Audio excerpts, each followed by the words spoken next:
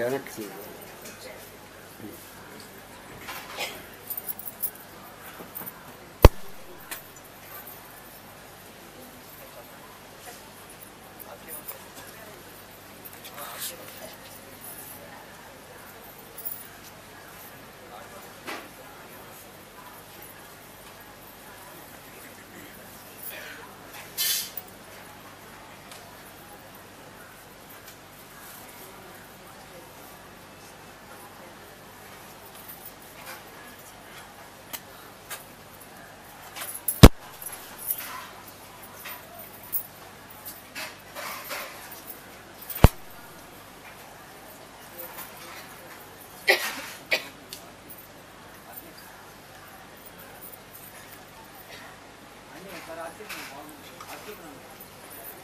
ఓం నమో భగవతే శ్రీ రమణాయ.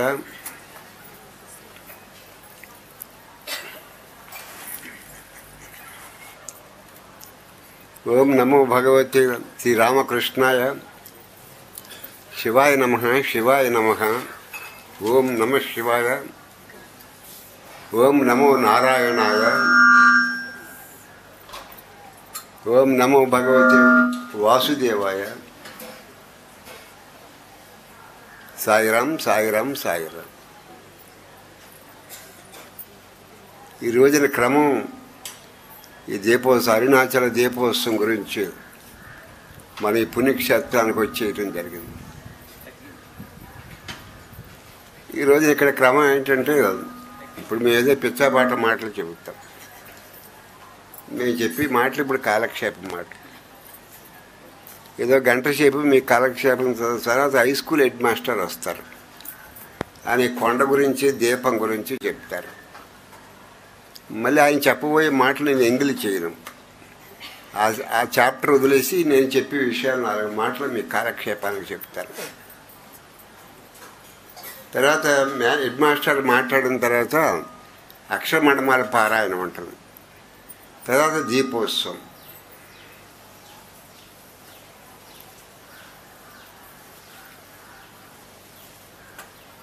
ఇవాళ దీపోత్సవం 11వ తేదీ, 9వ తేదీన గీతా జయంతి జరిపాం.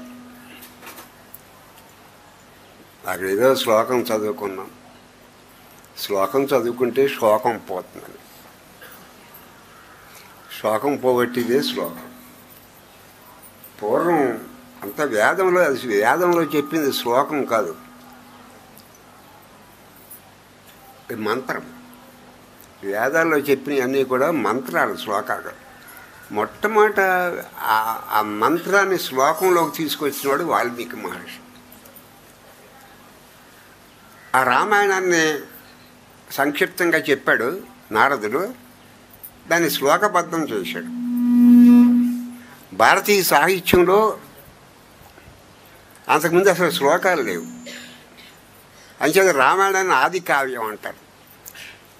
ఆదికవి వాల్మీకి, ఆది కావ్యం రామాయణం.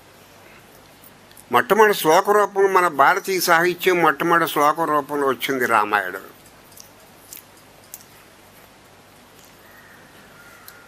బాగా ఐశ్వర్యం కావాలంటే రామాయణం పారాయణం చేయమంటారు. వైరాగ్యం కావాలంటే భాగవతాన్ని చదవమంటారు.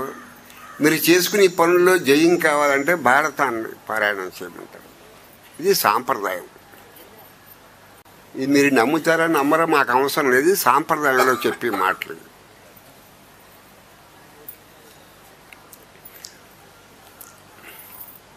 అదే వారికి చెప్పారని వీరికి చెప్పారని చెప్పుకున్నాం మనం ఇక్కడ కాపాడంలో. అదే భగవద్గీత స్వయంగా నారాయణుడు చెప్పాడు. స్వయంగా నారాయణుడే, స్వయంగా మహావిష్ణువే, స్వయంగా పరబ్రహ్మమే స్వామివారు వాసుదేవ స్వామివారి రూపంలో వచ్చి అర్జునుడికి ఉపదేశించాడని మనకు వ్యాసుడు వారు చెప్పారు. చెప్పినవాడు నారాయణుడు, విన్నవాడు నారాయణుడు, రాసినవాడు నారాయణుడు. కామక్రోధ వియుక్తానాం యతీనాం యతచేతసం అభితో బ్రహ్మ నిర్వాణం వర్తతే విదితాత్మనం.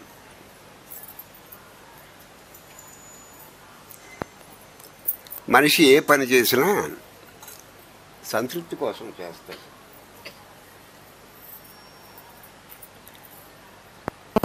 అందరూ వాళ్ళ ఇంట్లో వాళ్ళని ప్రేమించుకుంటారు.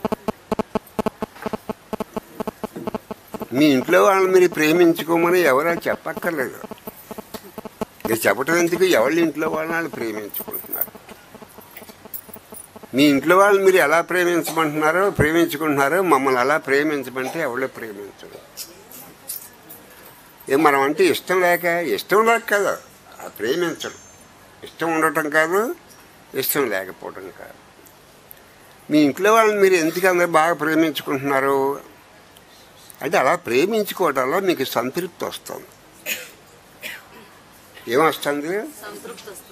మనిషి కేవలం బట్టలు కట్టుకోవటం వల్ల, అన్నం తినటం వల్ల బతకలేడు. మీరు కట్టుకోవడానికి బట్టలు ఉన్నాయి, తినడానికి అన్నం ఉంది, అంచేత మీరు సుఖంగా ఉండలేరు. ఏదో సంతృప్తి ఉండాలి జీవితానికి. అంచేత సంతృప్తి కోసమే మీరు ఇంట్లో వాళ్ళని మీరు ఎందుకు ప్రేమించుకుంటున్నారంటే, ఇష్టమున్నా ఇష్టం లేకపోయినా, కష్టమైనా కష్టం కాకపోయినా ఏదో మీ మనసుకు ఒక సంతృప్తి వస్తుంది. వాళ్ళు మమ్మల్ని బాగా చూస్తున్నారు, మేము వాళ్ళని బాగా చూస్తున్నాం. వాళ్ళు మాకు చాకరీ చేస్తున్నారు, మేము వాళ్ళకి చాకరీ చేస్తున్నాం. ఇలా ఒకరినొకళ్ళు సంతృప్తిపడి ఒకరినొకరిని పొగుడుకుని అలా కాలక్షేపం చేస్తున్నారు కొంపల్లో. ఎల్లగా కొంపల్లో చేసి పని అది అందరూ అందరూ సంతృప్తి, అదో సంతృప్తి. మీరైనా ఊరికే చేస్తారా? మీరేమీ తెలివి తక్కువ వాళ్ళు కాదు. ఇందులో తెలివి తక్కువ వాళ్ళు ఎవరున్నారు? అదో దానివల్ల ఒక సాటిస్ఫాక్షన్ వస్తుంది. అంటే దానివల్ల నేను చెప్పే కేవలం అన్నం వల్ల బతకలేము. కేవలం అన్నం ఉందో అనే సుఖంగా బతకలేము. అన్నం ఏదో రకంగా వస్తూ ఉంటుంది. ఇప్పుడు ఈ కొండ చుట్టూరు చాలామంది కూర్చుని ఉంటారు నారాయణ స్వరూపాలు. వాళ్ళు అన్నారు, మాకు చేపల కూర మాంసం కూర దొరకటం లేదని, మిగతా అన్నీ దొరుకుతున్నాయి అన్నారు. ఈ పుణ్యాలు చేసుకున్న వాళ్ళు తెచ్చి మాకు ఏదో పడేస్తున్నారో, వాళ్ళకి పుణ్యం, మాకు ఆకలి బాధ పోతుంది. ఒక చేపల కూర మాంసం కూర ఎవరో తేవటం లేదండి, మిగతా కూరలు అన్నీ చేస్తున్నారు, అన్నీ చేస్తున్నారు, మేము తినేస్తున్నాము, మాకు ఈ సాపాటు బాగానే ఉందని చెప్తారు. అందరిలోనే చెప్పరు. మనం ఎప్పుడైనా గిరిప్రదక్షిణ చేసినప్పుడు ఆ బెంచీలు కూడా ఎవరి బెంచీలు వాళ్ళే. ఒకళ్ళ బెంచీ మీదకి ఇంకోళ్ళ బెంచీల మీద రానివ్వరు. ఎవరి బెంచీల మీద వాళ్ళే కూర్చుంటారు. ఎవరి బెంచీల మీద వాళ్ళు ఎలా ఉంటారో ఈ భక్తులు పుణ్యాలు చేసుకునే వాళ్ళు అందరూ అక్కడి నుంచి పట్టుకు అందరూ ఈవేళ తీవ్రమైన మ్యాథ్ జరుగుతుంది. వాళ్ళకి మామూలు భోజనమే కాకుండా అందరూ పుణ్యాలు చేసుకునే వాళ్ళందరూ వాళ్ళు డబ్బులు కూడా ఇస్తారు. వాళ్ళు దీపం రోజునంటే వాళ్ళకి పండగ. మామూలు రోజులో తిండి పెడతారు కానీ డబ్బులు ఎవరు, ఇవాళ డబ్బులు కూడా వస్తాయి వాళ్ళకి. అదే ఈ ఇచ్చేవాళ్ళకో సంతృప్తి, వాళ్ళు ఏదో పుణ్యం కోసం మనకు పెడుతున్నారు. మరి వాళ్ళు లేకపోతే మీకు పుణ్యం ఎక్కడ వస్తున్నారు? వాళ్ళు ఉన్నారు కాబట్టి మీకు కూడా పుణ్యం వస్తుంది. వాళ్ళకి మీరు పెట్టిన తినకపోతే మరి మీకు ఎవరు పెడతారు? మీరు ఎవరికి పెడతారు మీరు పెట్టిన తినకపోతేను?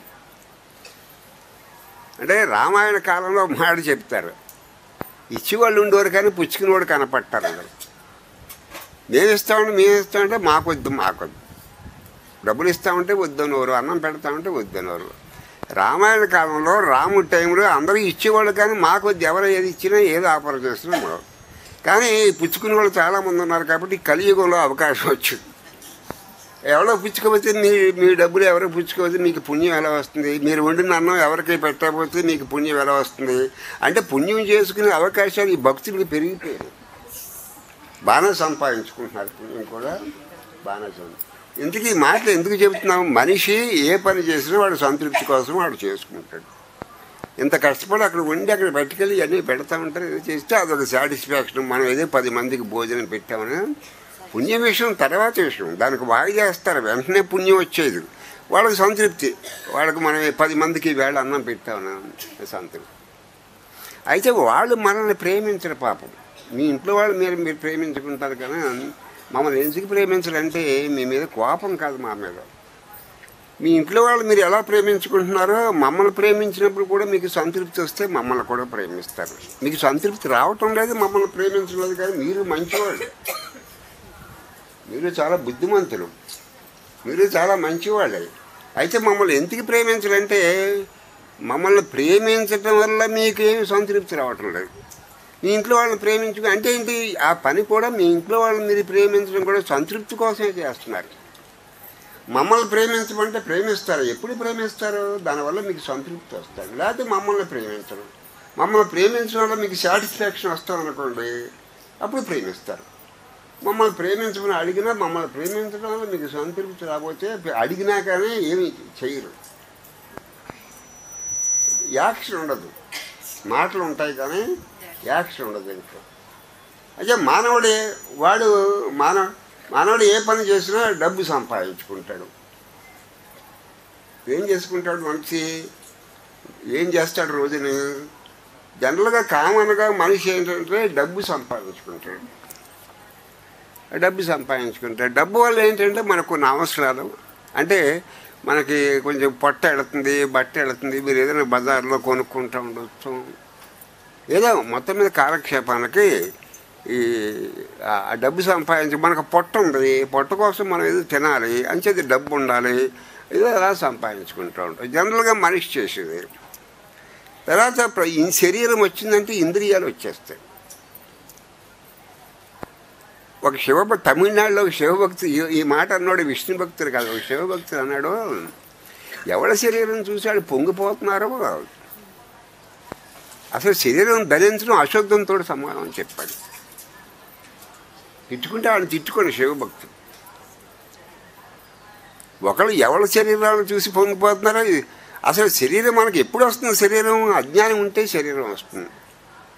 అజ్ఞానం ఉంటే అహంకార బుద్ధి ఉంటే శరీరం వస్తుంది, వ్యక్తి భావన ఉంటే శరీరం వస్తుంది. అజ్ఞానం వల్ల శరీరం ధరించి పొంగిపోతున్నారు.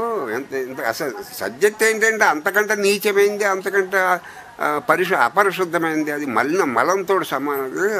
కానీ ఎవరి శరీరాలు చూసుకుని వాళ్ళు పొంగిపోతున్నారు, ఎందుకు పొంగిపోతున్నారో మనకు తెలియనితనం ఏమో అన్నాడు శివుడు. అశుద్ధం శరీరం ధరించడమే అశుద్ధంతో సమానం. ఏం చేత ఈ శరీరం అజ్ఞానం వల్ల వస్తుంది కానీ జ్ఞానం వల్ల రాదు.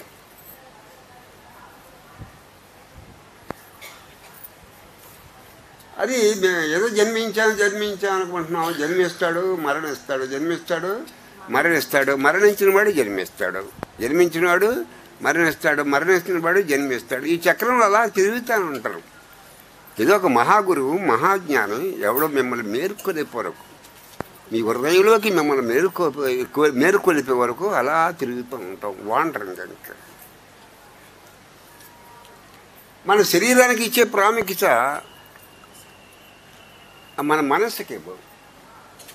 ఏం చేద్దంటే మనస్సు విలువ తెలియటం లేదు.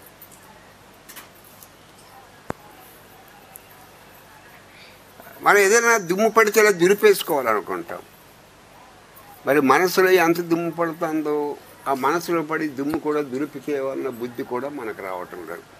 బుద్ధి మనకు ఎందుకు రావటం లేదంటే మనం ఎప్పుడు సత్కర్మ చేయలేదు. ఎప్పుడైనా సత్కర్మ చేసి ఉంటే కదా, సత్కర్మ ఎప్పుడు చేయలేదు. అయితే మనకు ఆ బుద్ధి కూడా రావటం లేదు. మీరు ఎన్ని పుస్తకాలు చదివినా, ఎన్ని క్షేత్రాలు తిరిగినా నా చూడండి ఎలాగా. ఈ కళ్ళజోడులో సరిగ్గా శుభ్రంగా లేదనుకో, జీవనమాలు పెట్టి ఇలా చూసుకుంటూ ఉంటాం. ఏం చెయ్యి, అద్దాలు శుభ్రంగా లేకపోతే మీరున్నా మాకు కనపడరు. ఒకవేళ పుస్తకం చదివినా ఆ పుస్తకంలో అక్షరాలు కనపడవు.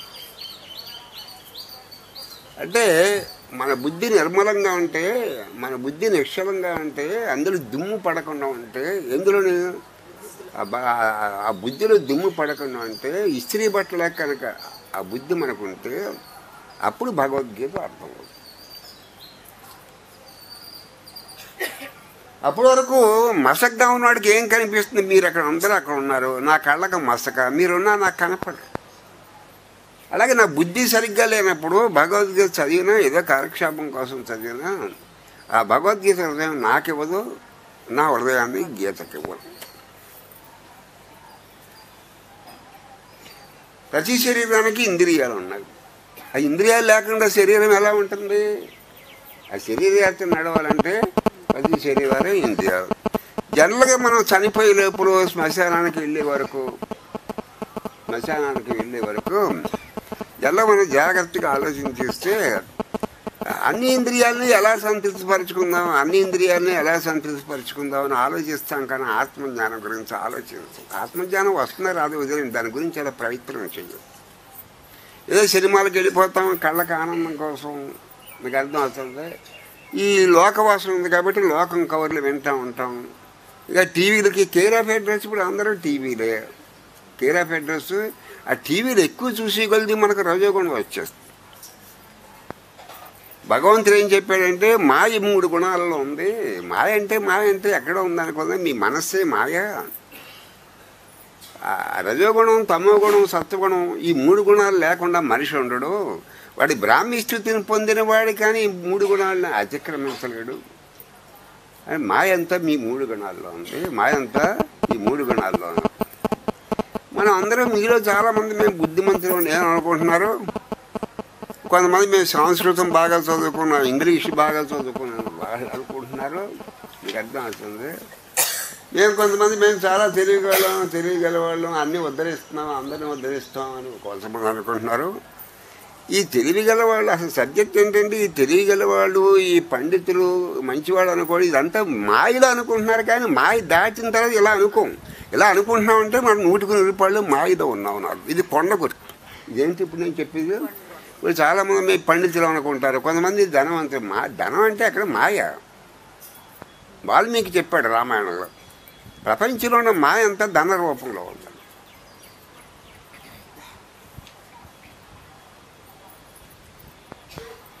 అది లోకమూలం. ఇప్పుడు చూడండి, ధనం దగ్గరికి వచ్చేప్పుడు అక్క చెల్లి పేచీలు పెట్టుకుంటారు, అన్నదమ్ములు పేచీలు పెట్టుకుంటారు, కోర్టుకి వెళ్ళిపోతారు, రకరకాల పేచీలు.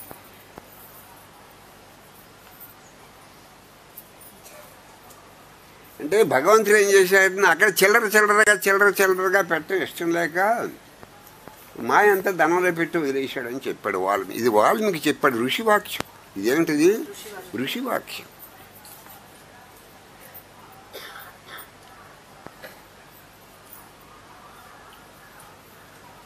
ఇప్పుడు జనరల్గా మనం అరుణాచలం వెళ్ళినా, మరో చోటుకి వెళ్ళినా, కాశీ వెళ్ళినా అసలు సబ్జెక్ట్ మర్చిపోయాం. మనం సబ్జెక్ట్ అర్థం చేసుకోకుండా ఏదో వచ్చేస్తుంది, ఏమొస్తుంది, దుమ్ము వస్తుంది.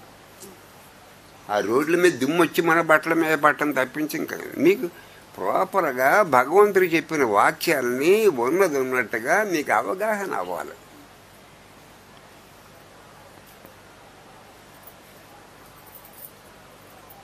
జనరల్గా ఎప్పుడూ మనం కోపంలో ఉంటాం. ఉంటే కోరిక ఉంటుంది, లేకపోతే కోపం ఉంటే ఏముంటుంది, కోరిక ఉంటుంది. ఇది ఎక్కడి నుంచి వస్తుంది? ఈ కోరిక ఎక్కడి నుంచి వస్తుంది? అజ్ఞానంలోంచి వస్తుంది. కోరిక ఏ రకమైన కోరిక వచ్చినా అక్కడ అజ్ఞానం, లోపల అజ్ఞానం ఉంటేనే వస్తుంది. మనకి తలకాయ పోటు ఎప్పుడు వస్తుంది? ఏదో తలకాయలో ఫారెన్ మ్యాటర్ ఉంది. పొట్ట నొప్పి ఎప్పుడు వస్తుంది? ఏదో మన తిండిలో, మన తిన్న గడ్డిలో ఏదో తేడా ఉంది. There is something wrong. ఎక్కడో అక్కడ రాంగ్ థింకింగ్ లేకపోతే, నీకు రాంగ్ థింకింగ్ లేకపోతే అది డిస్టర్బెన్సే రాదు నీకు. అయితే మనం ఏం చేస్తామంటే రాంగ్ థింకింగ్ కూడా మనకు తెలుస్తుంది. అసలు తెలియకుండా దాన్ని రైట్ థింకింగ్ మార్చుకోవడానికి సాధన లేదు, ప్రయత్నం లేదు. అలా ప్రయత్నం లేదు. రాంగ్ థింకింగ్ రైట్ థింకింగ్ కింద మార్చుకోవాలని అసలు ప్రయత్నమే లేదు. ఇప్పుడు లోకం ఏం చేస్తుంది, వాళ్ళు ఏం చేస్తారు, సమాజం ఏం చేస్తుంది? వాడు చెప్పాడు కదా, మనం మీకు జిన్నూరి మీటింగ్లో వేదంలో చెప్పింది, నువ్వు కాని సమాజంతో, నువ్వు కాని ప్రపంచంతో, నువ్వు కాని శరీరంతో, నువ్వు కాని మనస్తోటి నువ్వు తాదాప్యం పొందినంతకాలం కోటి జన్మలెత్తినా నిన్ను ఇది వెంటాడుతూ ఉంటుంది. ఏది? భయం వెంటాడుతూ ఉంటుంది. నీకు 1000 కోట్లు ఉంటే మీకు కూడా భయం వచ్చేస్తాం. మీరు కాని దానితో ఐడెంటిఫికేషన్ అంటే తాదాప్యం ఉన్నంతకాలం.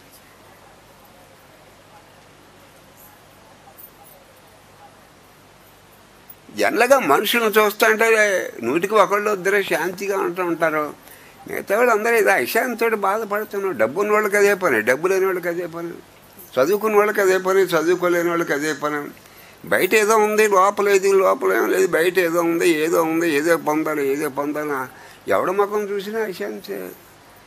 ఇప్పుడు డబ్బు ఉన్న వాళ్ళకి అదే పని, డబ్బు లేని వాళ్ళకి అదే పని, చదువుకున్న వాళ్ళకి అదే పని, చదువు లేని వాళ్ళకి అదే పని, మన రాజకీయ నాయకులకి అదే పని.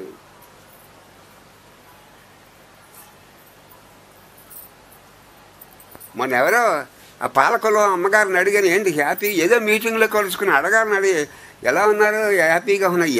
హ్యాపీగా లేనండి, ఇప్పుడు ఎలక్షన్ వచ్చేస్తున్నాయి, ఎమ్మెల్యే వరకు హ్యాపీగా ఉండని చెప్పేసింది. ఆవిడకి ఎమ్మెల్యే చేయాలన్నట్టు మంత్రి చేయాలని.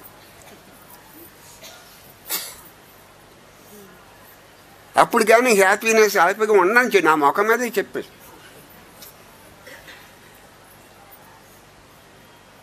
వాళ్ళ ఆయన అంటున్నాడంటే వాళ్ళ ఆయన దగ్గర పైసలు ఉన్నాయి.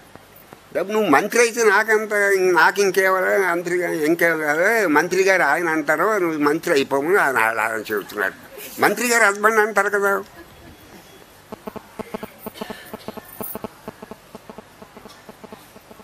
నేను ఇప్పుడు అప్పుడు నిజంగా మంత్రి అయిన తర్వాత కూడా హ్యాపీనెస్ రాదు. అప్పుడు అనుకుంటున్నారు, ఊరికే మనం చెప్పి ఊరుకున్నాం.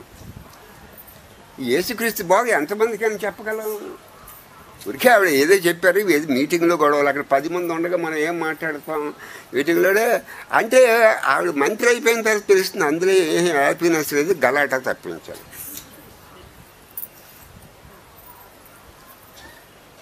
తర్వాత మనకి మంత్రి పదవి వచ్చాక విరోధులు పెరుగుతారు. వాళ్ళు అన్నీ చేయలేరు, వాళ్ళు నటిస్తారు. కొన్ని పనులు వాళ్ళ వల్ల కూడా అవ్వవు, అయినట్టు ఏదో నటిస్తారు. ఏదో వాళ్ళ వల్ల వాళ్ళకుండే ఇబ్బందులు వాళ్ళకుంటాయి. అప్పుడు హ్యాపీనెస్ ఉన్న అమ్మగారికి ఉన్న హ్యాపీనెస్ పోతుంది. అప్పుడు అంతకుముందు సంపాదించుకుంది ఏదైనా ఉంటే అది పోతుంది, చివరికి జరిగింది.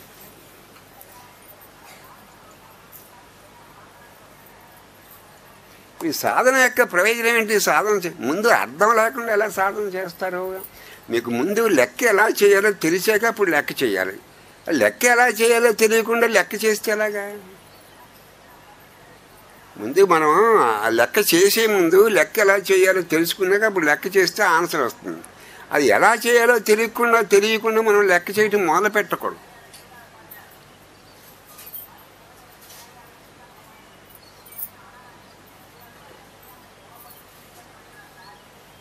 ఇప్పుడు మనకి దేహం అంటే ఇష్టం, దేహం అంటే మనకు అభిమానం ఉంది. దేహం అంటే మీ దేహం మీద మీకు అభిమానం ఉంది కాబట్టి మీ ఇంట్లో దేహాలు కూడా మీరు ఇష్టపడుతున్నారు. మీ దేహం మీద మీకు అభిమానం లేకపోతే మీ ఇంట్లో దేహాల మీద కూడా పెద్ద ఇష్టం ఉండదు. ఇదొక మాయ. మీ దేహం మీద మీకే ఇష్టం ఉన్నప్పుడు మీ ఇంట్లో శవాలను ఏం చూసుకుంటారు? ఇంక మీరు మీ శవం అంటే మన శవం అంటే మనకి ఇష్టం కాబట్టి మన ఇంట్లో శవాలను కూడా ఇష్టపడుతున్నాం. అసలు ఇంకోటి, దేహాభిమానం అంటే మనస్తోటి తాదాత్యం, మన దేహంతో తాదాత్యం ఎంతకాలం అయితే మనకుందో అంతకాలం బంధువులు ఉంటారు, స్నేహితులు ఉంటారు, విరోధులు ఉంటారు. ప్రతి మనిషికి విరోధులు ఉంటారు, స్నేహితులు ఉంటారు. సరే బంధువులు సరే అసలు బంధువులు అంటేనే బంధించేవాడు.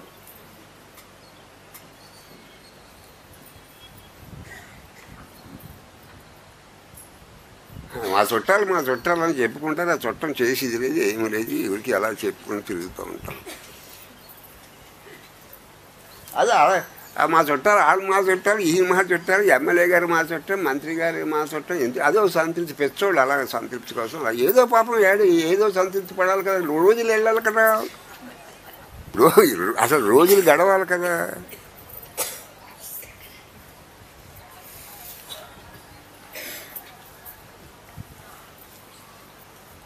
ఇంకా చదువులు మన కాలేజీలో చదువుకుంటున్నాం, హై స్కూల్లో చదువుకుంటున్నాం.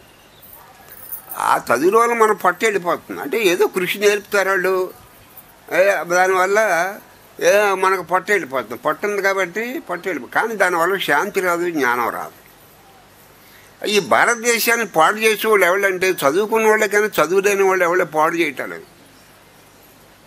భారతదేశాన్ని పాడు చేసే వాళ్ళందరూ చదువుకున్న వాళ్ళే పాడు చేస్తున్నారు, కానీ చదువు లేని వాడు పాడు చేయలేడు. తర్వాత చదువుకున్న వాడు చెప్పినంత అబద్ధాలు వేగంగా చదువు లేని వాడు చెప్పలేడు.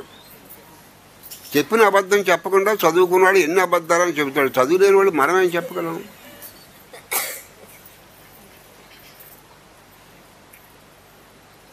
భర్తృ గారు ఏమన్నాడంటే మీ చదువు నిజమైతే వినయం రావాలి. చదువుకుంటే మనకు గర్వం వస్తుంది కానీ వినయం రావటం.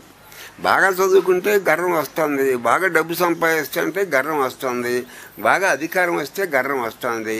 భర్తృ గారు ఏమన్నాడంటే నీకు విద్య వల్ల నీకు వినయం రావాలి. విద్య వచ్చి వినయం రాకపోతే నువ్వు ఎంత పశువు అవుతావని చెప్పాడు భర్తృ గారు. నీకు విద్య ఉందనుకో, విద్య కూడా వినయం వచ్చేయాలి. మీ శరీరం కూడా మీ నీడ ఎలా వస్తుందో విద్య కూడా వినయం వచ్చేయాలి.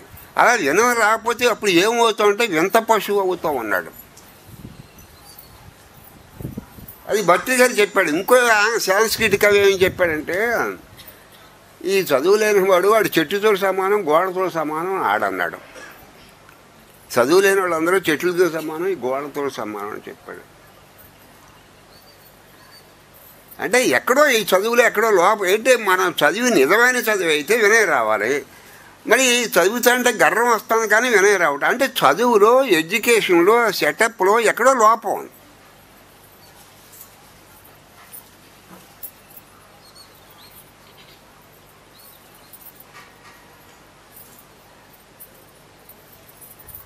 లోపం ఎక్కడో ఎడ్యుకేషన్ ఆ సిస్టంలో ఎక్కడో లోపం ఉంది.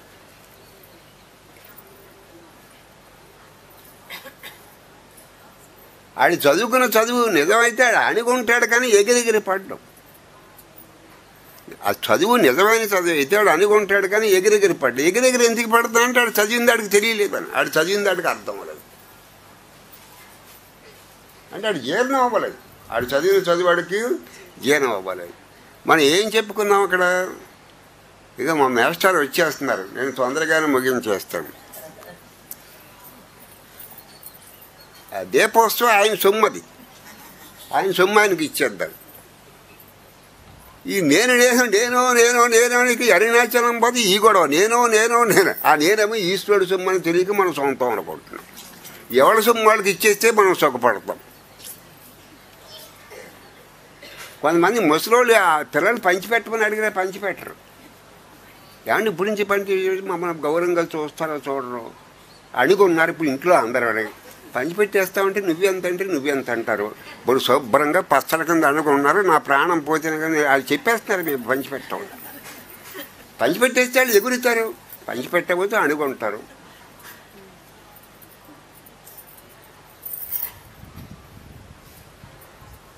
కొంతమంది పిల్లలు తిరగబడతా అంటే ఏమన్నారు, అది నేను సంపాదించుకున్నాను, నాకు ఇష్టమైతే ఇష్టం లేకపోతే లేదని కొంతమంది అడుగుతున్నారు.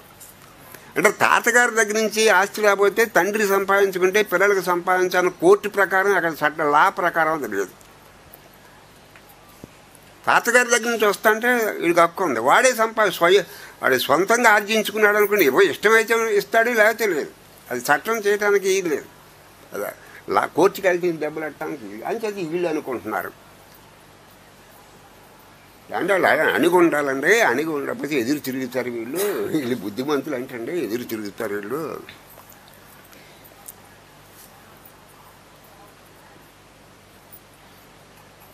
అదే బుద్ధిమంతులు కదా పరిస్థితుల ప్రభావం వల్ల అణిగి ఉన్నారని చెప్తారు. ఎవరు ఓటాలు ఎవరు ఖర్చుపెట్టరు కానీ ఓటాలు ఎవరు అంటే వాళ్ళందరూ ఇంట్లో వాళ్ళందరూ చేతిలో ఉండాలి. వాళ్ళు ఎలా పాడమంటే అలా పాడుతూ ఉండాలి.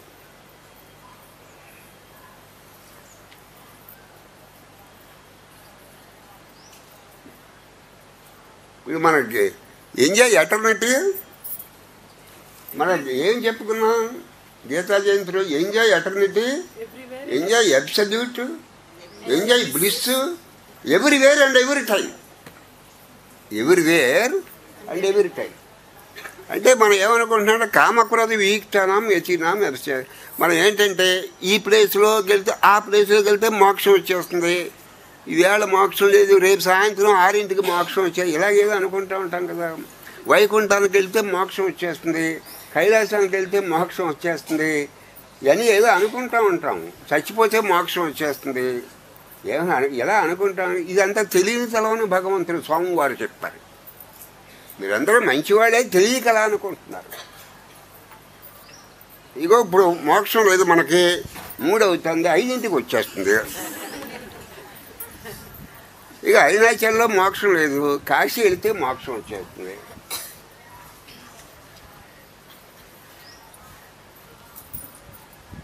అది చచ్చిపోయిన తర్వాత ఎక్కడికో వైకుంఠానికో కైలాసం, ఇలాగా ఇదంతా తెలియనితనం అన్నాడు. జీవకోటికి తెలియనితనం. వాళ్ళు మంచివాడే, తెలియకలా అనుకుంటున్నారు.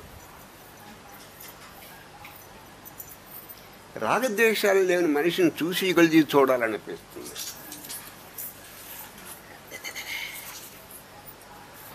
ఇవాళ చూసాం, మళ్ళీ రేపు చూడటం ఎందుకు? మళ్ళీ రేపు చూడాలనిపిస్తుంది. ఇవాళేమో లక్షవారం ఇంకా అయిపోయింది కదా, చూసాం కదా అయిపోయింది. మళ్ళీ శనివారం చూడాలని అనిపిస్తుంది, మళ్ళీ ఆదివారం చూడాలనిపిస్తుంది. ఆ రాగద్వేషాల మనిషిని ఇవాళ చూసామనుకోండి, మరి రేపు చూస్తే ఈ 24 గంటల్లో ఈ రాగద్వేషాల మనిషిని చూసి 6 నెలలు అయినట్టు అనిపిస్తుంది. ఇవన్నీ తంటాలు. ఎన్నిసార్లు చూస్తాం అని తెలుస్తూ ఉంటుంది మన బుద్ధి. చూసాం కదా సరిపోతుందంటే మళ్ళీ చూడాలి, మళ్ళీ చూడాలి, మళ్ళీ ఎన్నిసార్లు చూస్తారు? అది లోపల ఉన్న జ్ఞానం యొక్క వైభవం.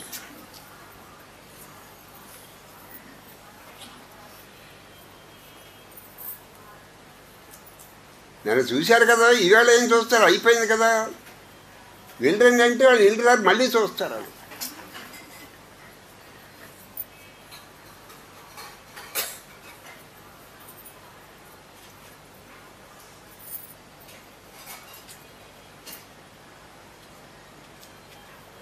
లోపల ఉన్నటువంటి ఆ పండు యొక్క జ్ఞానం యొక్క ఫలం యొక్క వైభవం ఏమి లేదు. మనం ఎలా పండు ఒకటి పట్టుకున్నాం అనుకున్నాం, అది వదిలేస్తే భూమి యొక్క ఆకర్షణ వల్ల కిందకి వెళ్ళిపోతుంది.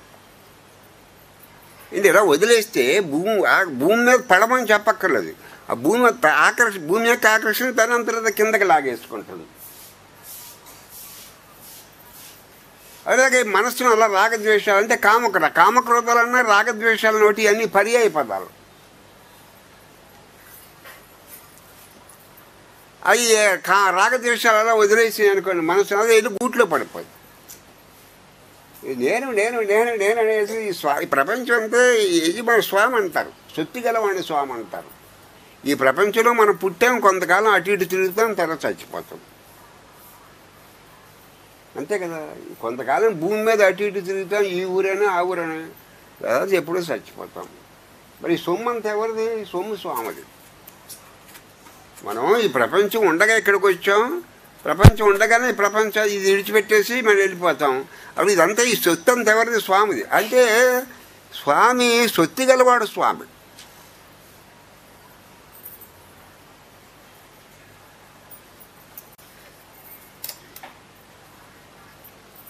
సొత్తి గలవాడు స్వామి. ఇప్పుడు ఈ నేను అంటున్నా, దీనికి స్వామి ఎవరు? మనందరికీ ఆ నేను ఎవడో తెలియపోయినా నేను వేసి తిరుగుతున్నాం కదా. ఆ నేను మీద ఏగల వాళ్ళనివ్వం, దోమల వాళ్ళనివ్వం. ఈ నేను ఒకటి ఉంది కదా మనకి, ఆ నేను వేసి తిరుగుతాం. ఇదెవరి సొమ్ము అంటే ఇప్పుడు రమణ మహర్షి గారు చెప్పేది ఏంటంటే, ఎక్కడైతే ఏ హృదయంలో అయితే దేవుడు ఉన్నాడో, ఏ హృదయంలో అయితే ఈశ్వరుడు ఉన్నాడో, ఎక్కడైతే భగవంతుడు ఉన్నాడో, ఎక్కడైతే భగవంతుడు అంతర్యామిగా ఉన్నాడో అక్కడి నుంచి వీడు వచ్చాడు. ఎక్కడి నుంచి దేవుడి దగ్గర నుంచి జీవుడు వచ్చాడు. అంటే జీవుడు ఎవరి సొమ్ము? దేవుడి సొమ్ము. అది దేవుడి దగ్గరికి ఈయన పంపిస్తే వీడి పీడ మనకు వదిలిపోదు. అది నేను. ఆడి దగ్గరికి పంపడం చేతన అవటాలేదు మనకి. ఆడు ఎగిరిగిరి పడి బయటకు వచ్చేస్తానంటున్నాడు. లోపలికి వెళ్ళిపోంటాడు వెళ్ళడు. ఆడు బయటకు వచ్చేస్తానంటాడు. ఆడికి బయట పని అంటే ఆడికి అలవాట్ల వల్ల, అంటే అలవాట్ల వేగమాన్ని బయటికి తీసుకొచ్చాడు. తినేవాడికి ఏం తిన్నా అది తిన్నా ఇది తిన్నా, సినిమాలు చూసేవాడికి ఆ సినిమాలు గొడవ. తర్వాత ఏమో వీళ్ళు ఏదో అహంకారాన్ని సంతృప్తిపరచుకోడు. వీళ్ళు భగవద్గీత పని చేయమని నీ అహంకార బుద్ధిని సంతృప్తిపరచుకోవడానికి పని చేయమని చెప్పలేదు. మనం భగవద్గీతలో మనకు తోచినట్టు మనం చేస్తున్నాం, కానీ గీతాచార్యుడు చెప్పినట్టు మనం చేయటం లేదు. మన చిత్తశుద్ధి కోసం పని చేయమని ఆయన చెప్తే, మన అహంకారం సంతృప్తి అయితే పని చేస్తాం, మన అహంకారం సంతృప్తి అయితే పని చేయమని ఇతరులు చేయమన్నా చెయ్యి, దేవుడు చేయమన్నా చెయ్యం. ఏం చేద్దంటే దానివల్ల మనకు సాటిస్ఫాక్షన్ రాకపోతే దేవుడు చేయమన్నా చెయ్యం. అంటే ఆచార్యుల వారు అన్నారు, భక్తికి మించిన లక్ష్యం ఉందా, భక్తికి మించిన దేవత ఉందా, భక్తికి మించిన సరస్వతి ఉందా అన్నాడు. మీరు సరస్వతి పుత్రులు, సరస్వతీదేవి మీ రూపంలో పుట్టిందంటే అదేమన్నా సంతోషించలేదు. భక్తికి మించిన సరస్వతి ఉందా? భక్తికి మించిన పార్వతి ఉందా? భక్తికి మించిన లక్ష్మి ఉందా? ఈ కరెన్సీ, నీ దగ్గర ఉన్న కరెన్సీ నోట్లు భక్తి కంటే గొప్పగా ఉన్నాయి.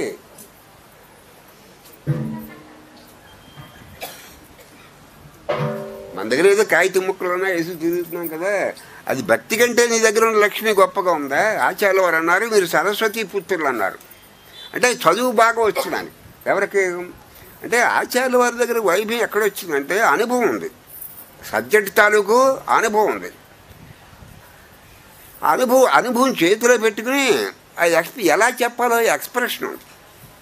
అనుభవంలో సరిపోదు, అది ఎలా చెప్పాలో ఆ అనుభవాన్ని ఎలా చిన్న చిన్న మాటలతోటి, పొట్టి మాటలతోటి ఇతరులకు అర్థమయ్యేలాగా ఎలా దాన్ని తీసే అనుభవాన్ని మాటలతో జోడించాలి కదా, కొంచెం క్లిష్టత ఉంటుంది అందులో. కానీ ఆ నేర్పు ఆచార్యుల వరకు. ఆచార్యుల వరకు అంటే మీరు సరస్వతి స్వరూపులు అంటే ఏమన్నా అంటే భక్తి కంటే సరస్వతి స్వరూపం, భక్తి కంటే లక్ష్మి గొప్పదా? భక్తి కంటే పార్వతీదేవి గొప్పదా? భక్తికి మించిన సొమ్ము ఉందా? అంటే మన భక్తి అంటే మన భక్తి ఉంది, మన భక్తి కాదు. మనకు అసలు కోరిక లేకపోతే గుళ్ళోకి వెళ్ళాం. మనం చేసే పనులని కోరికలతో చేసే పనులే. మనం మనుషుల్ని వంచన చేయగలం కానీ దేవుణ్ణి వంచన చేయలేం. మనుషుల్ని మోసం చేయగలం కానీ దేవుణ్ణి మోసం చేయలేం. అంటే కోరికలతో చేయటం తప్పని కాదు, కోరికలతోటి మీరు భక్తి చేస్తే దానివల్ల మీకు నెరవేరుతుంది. ఎవరు మీకున్న కోరిక నెరవేరుతుంది కానీ దేవుని అనుగ్రహానికి పాత్రులు కారు. అంటే భగవంతుని కోసమే మనం ప్రార్థిస్తుంటే భగవంతుని కోసమే మనకు భక్తి నిలబడి ఉంటే, ఏదో లోక విషయాల కోసం లేకపోతే ఆ పై లోకంలో భోగాలు ఉన్నాయి, అక్కడ ఏదో ఉంది దాన్ని పొందడం కోసం అలా చేస్తే అది భక్తి కాదని చెప్పారు ఆచార్యుల వారు. అంటే మీకు అలా నెరవేరవచ్చు, ఆ కోరికలన్నీ నెరవేరవచ్చు. నెరవేరిన కోరికలు అలా ఊరుకో, ఇంకా మీ కోరికలను పెంచేస్తాయి. మీకు ఒక కోరిక నెరవేరింది అనుకోండి, ఉదాహరణకి అది 100 కోరికలను తీసుకొచ్చేస్తుంది. ఇప్పుడు ఈ పొట్ట బట్ట లేని వాళ్ళు మాకేం పెద్ద అక్కర్లేదండి, ఈ పొట్ట బట్ట వెళ్ళిపోతే సరిపోతుంది అంటాడు. ఆ పొట్ట బట్ట వచ్చాక తెలుస్తుంది, అప్పుడు ఇంకా ఎక్కువ పొందాలి, ఇంకా ఎక్కువ పొందాలి.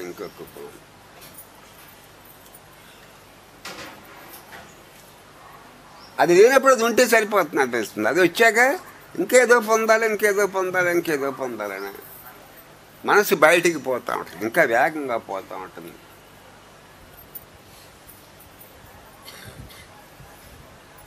అయితే సొమ్ము గల వాడు ఎవరో స్వామి. ఇప్పుడు నేను అంటున్నాం, ఇది సొమ్ము ఎవడది? స్వామి దగ్గరికి పంపేసే వరకు మనం శవాలు మొయిల్చడం తప్పదు. ఇది సబ్జెక్ట్. వాడు దాడికి ఇచ్చేయాలి. ఎవడది? నేనంటే జీవుడు.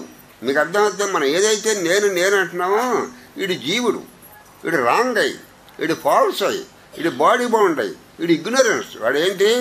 ఇగ్నరెన్స్. తంటాలు తెచ్చిపెట్టేవాడు ఆడే, జన్మలు తెచ్చిపెట్టేవాడు ఆడే. కర్మ.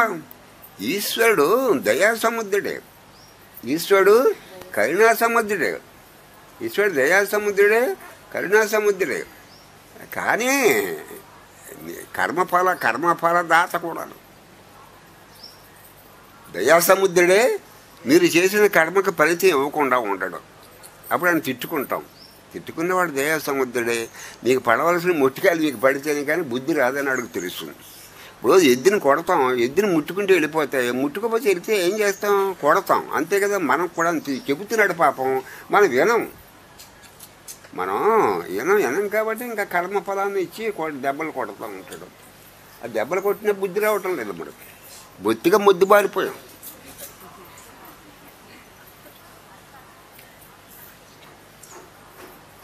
ఆ రోజున ఏదో బుద్ధి వచ్చినట్టు అనిపిస్తుంది, మళ్ళీ మరుసటి రోజు మామూలుగా రోడ్డు మీద పడిపోతాం.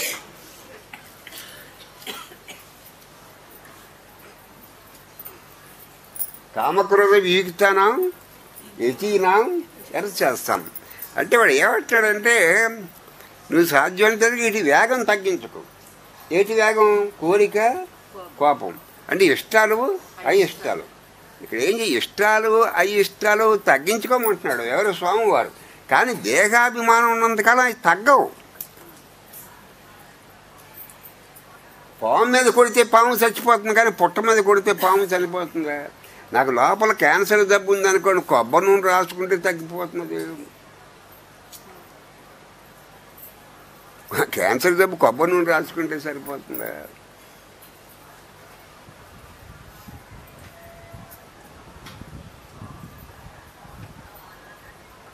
మీకు ఇష్టాలు తప్పవు. అంటే ఆ దేహానికి పరిమితాన్ని బుద్ధి నీ అస్తిత్వాన్ని ఎంతకాలం అయితే దేహానికి పరిమితం చేసుకుంటున్నావో అంతకాలం ఇష్టము అయిష్టము తప్పదు. ఇష్టాలు అయిష్టాలు ఉన్నప్పుడు మనస్సుకు వాండరింగ్ తప్పదు.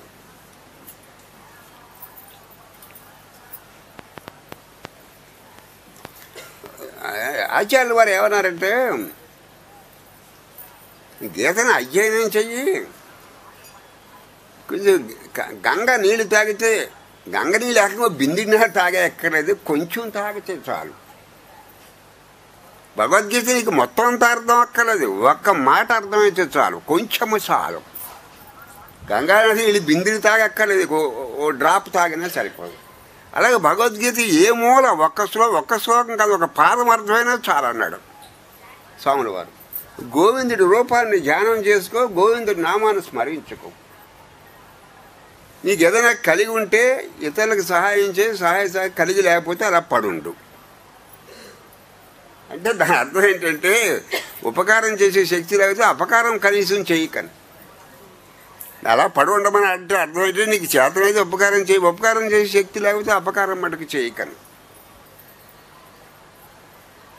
అండి సత్కర్మ చెయ్యి. ఏం చెయ్యి? అది కూడా నిష్కామంగా చెయ్యి. సత్కర్మ చెయ్యి, అలాగే నిష్కామంగా చెయ్యి. అయితే నీ ఇంట్లో ఉన్న డబ్బు వల్ల, నీ ఇంట్లో ఉన్న బంగారం వల్ల, నువ్వు చదువుకున్న చదువు వల్ల నీకు జ్ఞానం రాదు, చిత్తశుద్ధి వల్ల వస్తుంది. అంటే మీరు ఏదైనా పని చేస్తున్నారనుకోండి, మీరు ఆ పని చేయటం వల్ల మీకు చిత్తశుద్ధి కలగాలి.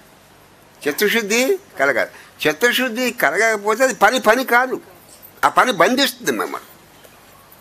మనకు చిత్తశుద్ధి కలగదనుకోండి, ఆ పని వాళ్ళ చివరికి అది ఏం చేస్తుందంటే మనం బంధించి వదిలేస్తుంది. మన కర్మలే మన సంఖ్యళ్ళు, మన సంకల్పాలే మన సంఖ్యళ్ళు, మన ఊహలే మన సంఖ్యళ్ళు. సంఖ్యళ్ళనే ఎక్కడో బయటకు రావు. మన కోరికలే మన సంఖ్యళ్ళు, మన తలంపులే మన సంఖ్యళ్ళు.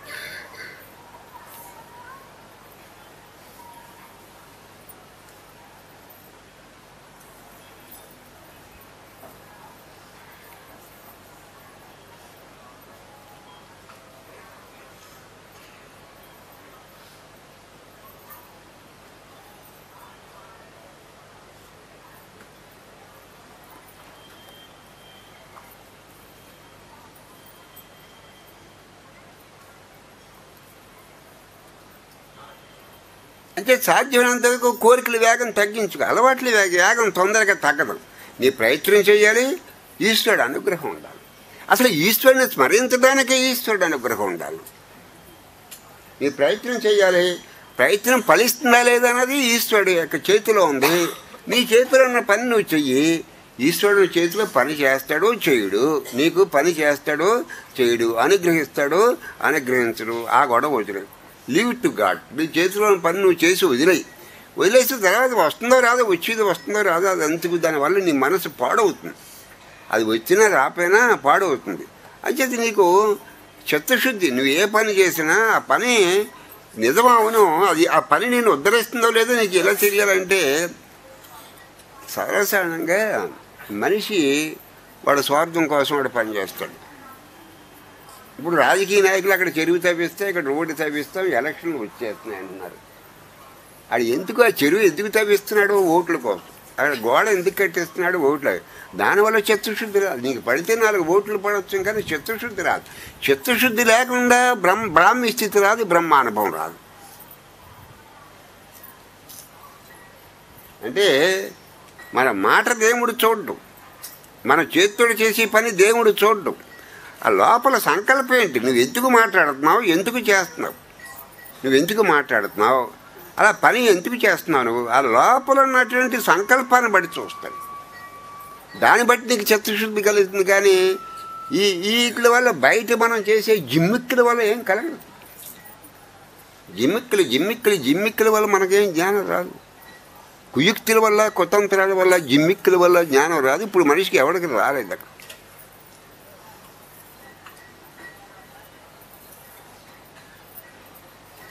ఇవాళ ఇంగ్లీష్ పేపర్ కూడా, ఇవాళ టైమ్స్ ఆఫ్ ఇండియా గొడవ అంతా ఏంటంటే, అరవింద్ ఘోష్ గారి గురించి ఎవడో ఇంగ్లాండ్ వాడు చాలా చెడ్డగా రాశాడు. నేను అరవింద్ ఘోష్ ఆశ్రమంలో ఉన్నాను. వాడి గురించి ఎంత చెడ్డగా రాశాడో అంత చెడ్డగా రాసి చివరిలో కంక్లూజన్ ఏంటంటే పిచ్చోడని రాశాడు. పెద్ద ఆశ్రమం అరవింద్ ఘోష్ గారు అంటే ప్రపంచ ఫేమస్. ఆడు చివరికి ఏమి రాశాడంటే, ఇంగ్లాండ్ రచయితాడిని ఆడే పిచ్చోడు, ఆడేది యోగని ఈ జనం తిరుగుతున్నారు. చాలా దుర్మార్గంగా ఎలా రాశాడు, అది ఎంత చెడ్డగా రావాలో అంత రాశాడు. ఇది అరవింద్ ఘోష్ గారి భక్తులు వెళ్ళి మరి ఎందుకు అది ఒరిస్సా వాళ్ళు, ఒరిస్సాకు సంబంధించిన గొడవ మీద ఒరిస్సా ఈ కోర్టులో దావా చేస్తారు. ఏమని దావా చేశారంటే, మా గురువు గారి మీద చెడ్డగా రాశారు, మాకు స్టే ఇవ్వమని కోర్టు స్టే ఇచ్చేసింది.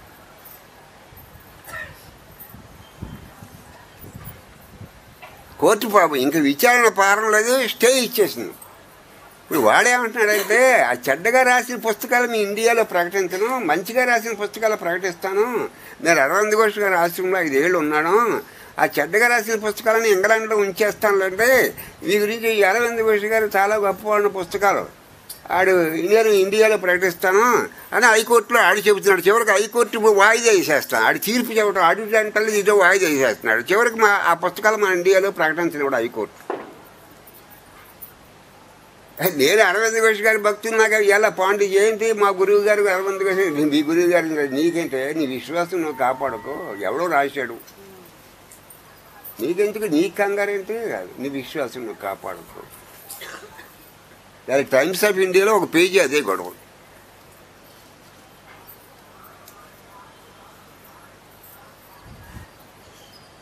అది కంక్లూజన్ మ్యాట్ మ్యాన్, అది యోగి కాదు మ్యాట్ మ్యాన్ అని రాశాడు.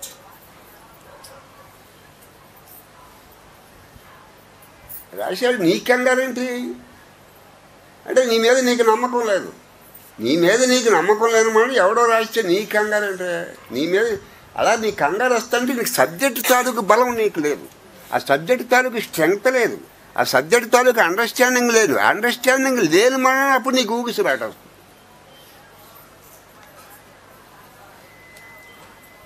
ఇప్పుడు ఒరిస్సా ఈ కోర్టులో జరుగుతుంది.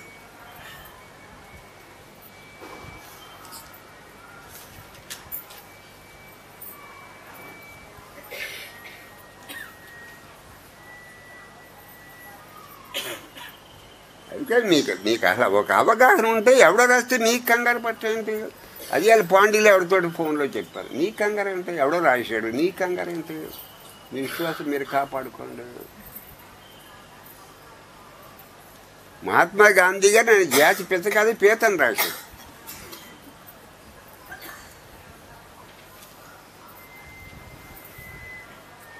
అంతే. గాంధీ గారు మనవడు గాంధీ గారి మీద చెడ్డగా రాశాడు ఈ మధ్య. మన ఇండియా వాడు ఎవడో పట్టించుకుంటారు. గాంధీ గారు మనవాడు గాంధీ గారు ఏం రాశాడంటే, ఏదో గొప్పవాడే కానీ మహాత్ముడి లక్షణాలు అన్నీ ఆయనలో లేవు. మహాత్ముడు అని అంటున్నారు, ఏదో సాధ్యమైనంత వరకు ఎక్కువ మహాత్ముడే, కానీ 100 మహాత్ముడు, మా తాతగారు 100 మహాత్ముడి లక్షణాలు అని నేను చెప్పను, ఇలా రాశాడు. మన ఇండియా వాళ్ళు ఎవరో పట్టించుకుంటారు. ఆడ పుస్తకాలు ఖర్చు అవటం మన ఇండియా వాళ్ళు ఎవరో పట్టించుకుంటారు. ఏంటి ఆయన జాతి పీతని రాసిన గాంధీ గారిని జాతి పిచ్చ కాదు, జాతి పీత. ఇది లోకం, ఇది ఏంటిది లోకం.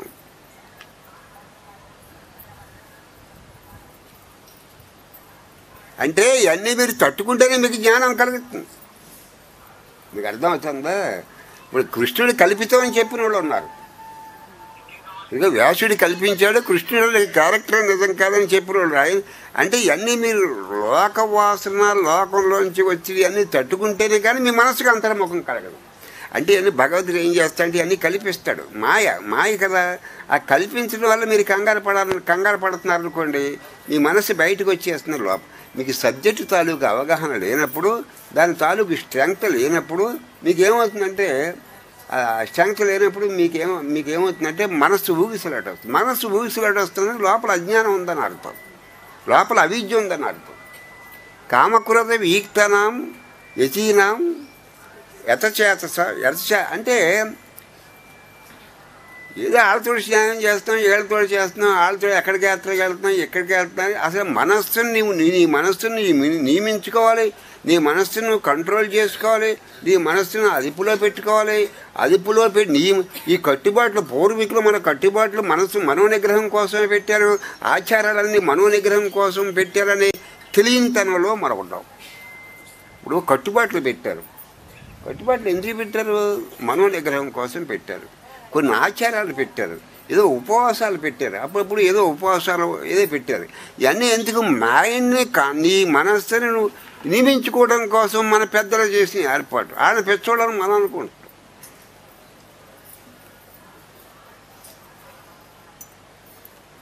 నీ మనస్సును పాడు చేసుకున్నాక పెచ్చోడికి భగవద్గీతలు అన్నాడు, పెచ్చోడికి చదివేందుకు, పెచ్చోడికి ధనం ఎందుకు, పెచ్చోడికి లోకం ఎందుకు అన్నాడు. పెచ్చోడికి ఏం కావాలి?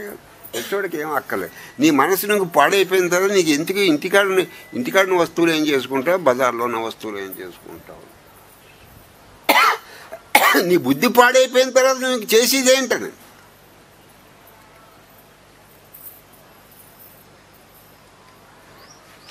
నీ బుద్ధి పాడైపోయిన తర్వాత నువ్వు చేసేది ఏంటి? ఇంకా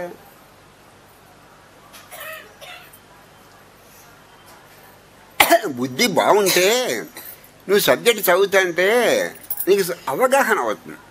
నీ బుద్ధి బాగోలేదనుకో, భగవంతుడు చెప్పిన మాటలు ప్రతి మాటలో అబద్ధం అనిపిస్తుంది. అది అబద్ధం కాదు, నీ బుద్ధి మంచిది కాదు కాబట్టి, నీది పాడైపోయిన బుద్ధి కాబట్టి అది అబద్ధంలా కనిపిస్తుంది. అని తెలియక ఇవన్నీ ఏదో శాస్త్రాన్ని పుక్కిటి పురాణాలని మీకు ఏదో అనిపిస్తుంది.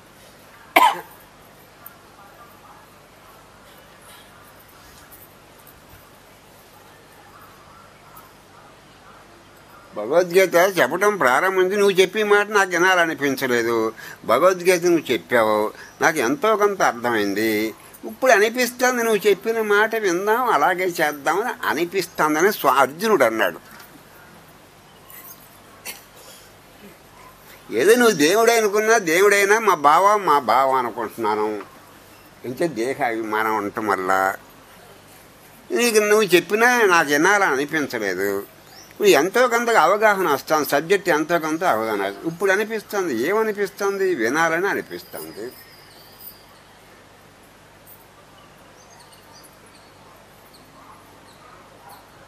నీకు కర్మఫలం అనుభవించినప్పుడు భూమి మీద స్వర్గం ఉంది, భూమి మీద నరకం ఉంది.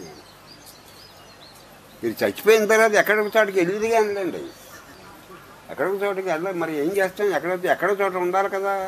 హైదరాబాద్లోనూ అరుణాచల్లోనూ ఉండాలి. మనకి జ్ఞానం కలిగే వరకు ఇంటే ఇక్కడ ఉండాలి, లేకపోతే నరకలోకంలో ఉండాలి, లేదా స్వర్గలోకంలో ఉండాలి. ఎక్కడో చోట ఉంటాం. ఎక్కడో చోట ఎక్కడికి వెళ్ళినా ఏడిపోయి కదా ఆత్మజ్ఞానం కలిగే వరకు. ఈ ఏడవటం ఎక్కడికి వెళ్ళినా తప్పదు. హైదరాబాద్లోని ఏడిపోయి, అరుణాచల్లో ఏడిపోయి, విజయవాడలో ఎక్కడ ఏడవడం లోపల అజ్ఞానం ఉన్నంత కాలం ఏ లోకంలోకి వెళ్ళినా ఏడవటం తప్పదు. శరీరాలు మారిపోయినా మన ఏడుపు మనకు తప్పదు. లోపల నీకు బ్రాహ్మీ స్థితి నీకు అనుభవం అయినప్పుడు, బ్రహ్మానుభవం లేనప్పుడు, దాని తాలూకు వెలుగు నీకు గోచరించినప్పుడు ఎక్కడికి వెళ్ళినా విషాదమే.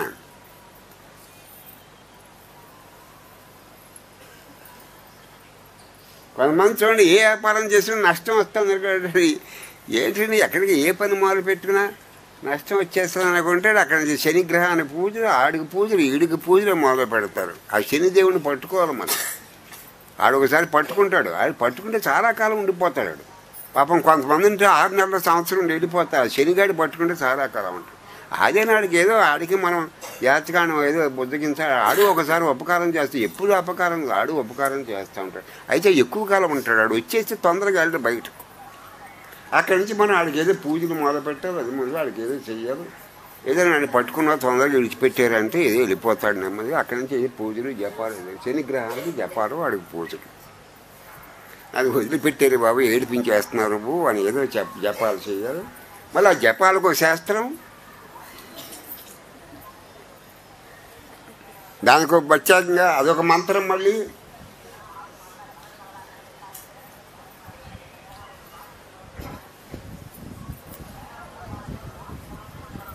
ఇంక ఇల్లు లేని వాళ్ళ రాహు కేతు ఒకళ్ళు ఉన్నారు.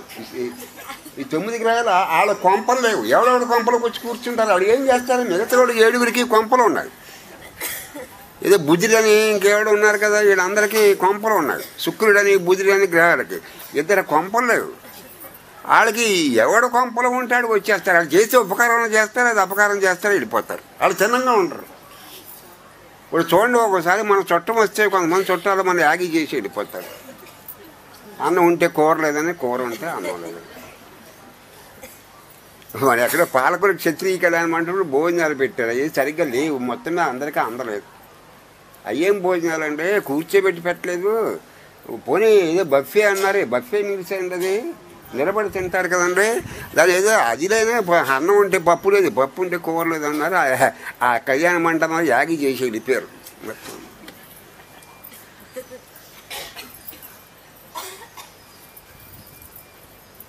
నాకేం సలహా చెప్పారంటే, మీరు ఎందుకంటే భోజనాలకు రమ్మంటారు అక్కడికి, మీరు ఆ సన్మానాలకు వెళ్ళకండి.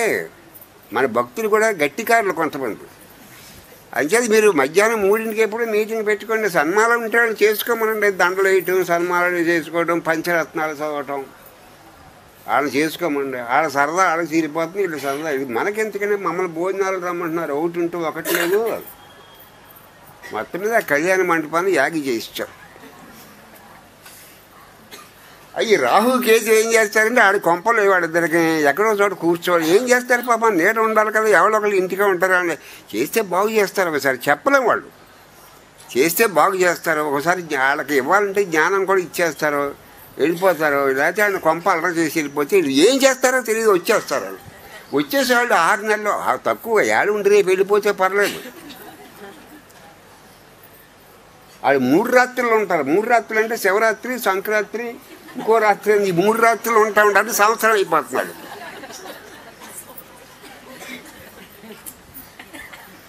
శివరాత్రి వెళ్ళిపోతే సంక్రాంతి దాకా ఉంటాడు.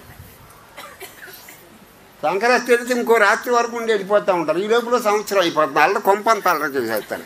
ఏదో ఒక పూట ఉండి వెళ్ళిపోతే పర్లేదు, వెళ్ళరాళ్ళు. ఇంకో కొంప చూసుకుంటేనే కానీ ఈ కొంప ఇడిచిపెట్టరాళ్ళు. వాళ్ళు రాహు కేతువులు అంటారు. వాళ్ళ కొంపలు లేదు. వాళ్ళు రోడ్డు మీద ఎక్కడ తిరుగుతారు, మరి ఎవరెవరు కొంపలో ఉంటారు. కొంప ఉన్నా పర్లేదు, అల్లరి చేసి వెళ్ళిపోతారు. అల్లరి ఓసారి ఉపకారం కూడా చేసి వెళ్తారు. ఏం చేస్తారో మనకు తెలియదు. అసలు ఎప్పుడు అల్లరి చేయరు. కొంతమందికి ఉపకారం చేసి, మ్యాక్సిమం ఉపకారం చేసి వెళ్ళిపోతారు. వాళ్ళు ఏం చేస్తారో తెలియదు మనకు.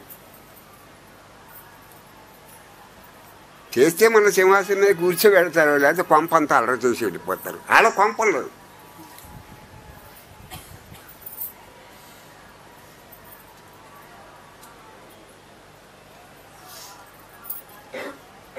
అంటే నీకు నీ మనస్సు నువ్వు అసలు నీ మనస్సును నువ్వు బాగు చేసుకోవాలనే బుద్ధి కూడా నీకు కలగటం లేదు. నీ శరీరం చనిపోయాక నీ కూడా వచ్చేది మనసు తప్పించి ఏదీ రాదు మనకు. మీ డబ్బు ఇంటికాడ ఉండిపోతుంది. మీకు అర్థమవుతుందా? మీ చుట్టాలందరూ ఇళ్ళకాడ ఉండిపోతారు. మీ తాళం చేలు కూడా అక్కడ ఉంటాయి. సరే, వల్లకాడు దాకా మటుకు శరీరం వస్తుంది. వల్లకాడు దగ్గర శరీరం ఆగిపోతుంది. ఇంకా మీరు ఒక్కడే మిగులుతారు. మీకు జతలు ఎవరో ఉండరు. కలకత్తాలో చాలామంది అక్కడ జత కుదరదు. చనిపోయాక ఏ ఇద్దరు జతగా వెళ్ళటానికి వీలేదు. అక్కడికి వెళ్ళిపోతున్నానమ్మా శబరి. రేపు వెళ్ళిపోతున్నానంటే ఈయన కాశీ వెళ్తున్నాడో రామేశ్వరం వెళ్తున్నాడో అనుకునే శబరి నన్ను కూడా తీసుకెళ్ళమని. రేపు వెళ్ళిపోతున్నానంటే శరీరం విడిచిపెట్టి వెళ్ళిపోతున్నాను నా ఉద్దేశం. శబరి రేపు ఎక్కడికి వెళ్ళిపోతున్నాను చెప్పమంటావు? ఏ ఇద్దరు కలిసి వెళ్తానికి వీళ్ళని ఇద్దరం కలిసి ప్రయాణం చేసే అవకాశం లేదు. రేపు అక్కడికి పోతున్నారు. మన శరీరం అంటే మనకి ఇష్టమేది. వల్లకాడు దాకా అంటే రాదు. వల్లకాడు దాకా వస్తుంది, శ్మశానం దాకా వస్తుంది, అక్కడితో ఆగిపోతుంది. మనకి ఇష్టమైనా మనకు కూడా రాదు. కానీ ఏదైతే మనం నెగ్లెక్ట్ చేస్తున్నామో, ఏ వస్తువుకైతే మనం దేన్ని బాగు చేసుకోవాలని కనీసం బుద్ధి కలగటం లేదో ఆ మనస్సు మటుకి కూడా వచ్చారు. మీరు ఎక్కడికి వెళ్తే అక్కడికి వచ్చారు.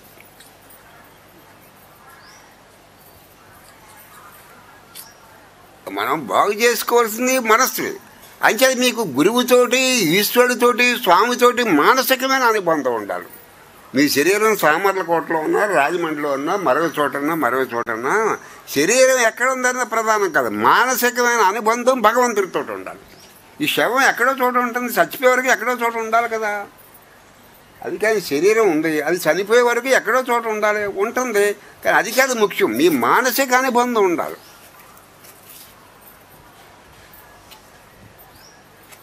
మీరు ఏ గ్రామంలో ఉన్నా ఈశ్వరుడితోటి మానసిక అనుబంధం ఉండాలి. నీ కర్మ ఫలదాతే కాదు, ఈశ్వరుడు మిమ్మల్ని అనుగ్రహించగలడు కూడా. జ్ఞానంతో పరమేశ్వరుడు తన స్వరూపంతో మిమ్మల్ని అనుగ్రహించగలడు. అంటే ఈ ముట్టికాయలు ఎందుకు పడతాడంటే మిమ్మల్ని పాడు చేయటానికి కాదు, మీకు బుద్ధి రావటాను.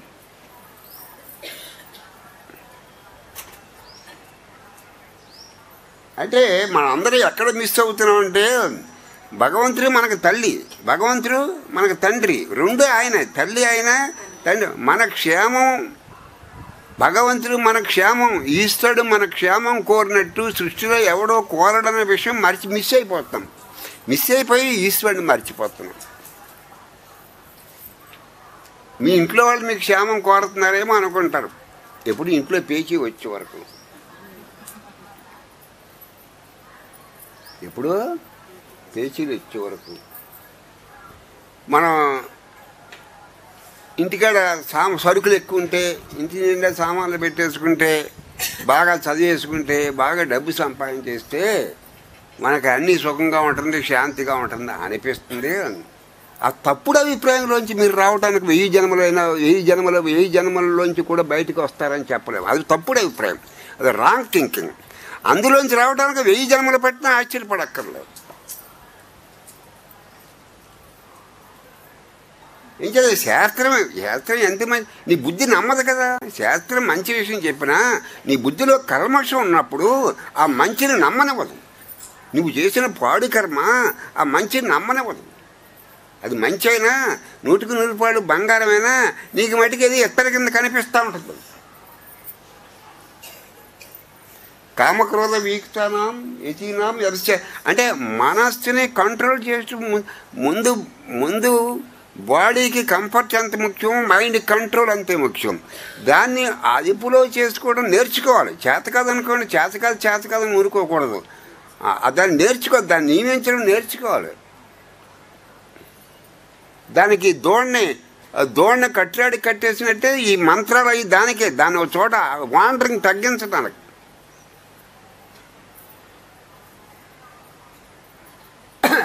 ఎవడైతే ఇంద్రియ నిగ్రహం చేసి మనోజ నిగ్రహం చేసి ఈ ఓడగొట్టుకుని ఈ కోరికలు రాగద్వేషాలు ఇష్టాలు అయిష్టాలు ఓడగొట్టుకున్న వాడికి, తన తాను అదుపులో పెట్టుకున్న వాడికి, తన తాను నియమించుకున్న వాడికి మోక్షం ఇంకో ఎప్పుడో వస్తుంది, ఇంకో కాలంలో వస్తుంది. ఈ కాలంలో మోక్షం లేదు, ఇంకో చోట వస్తుంది, ఈ చోట్లో మోక్షం లేదు అనే భావన, అదే తప్పుడు అభిప్రాయాలనే పోతాయి. తప్పుడని ఎక్కడే here and now enjoy eternity, you enjoy bliss here and now everywhere and every time.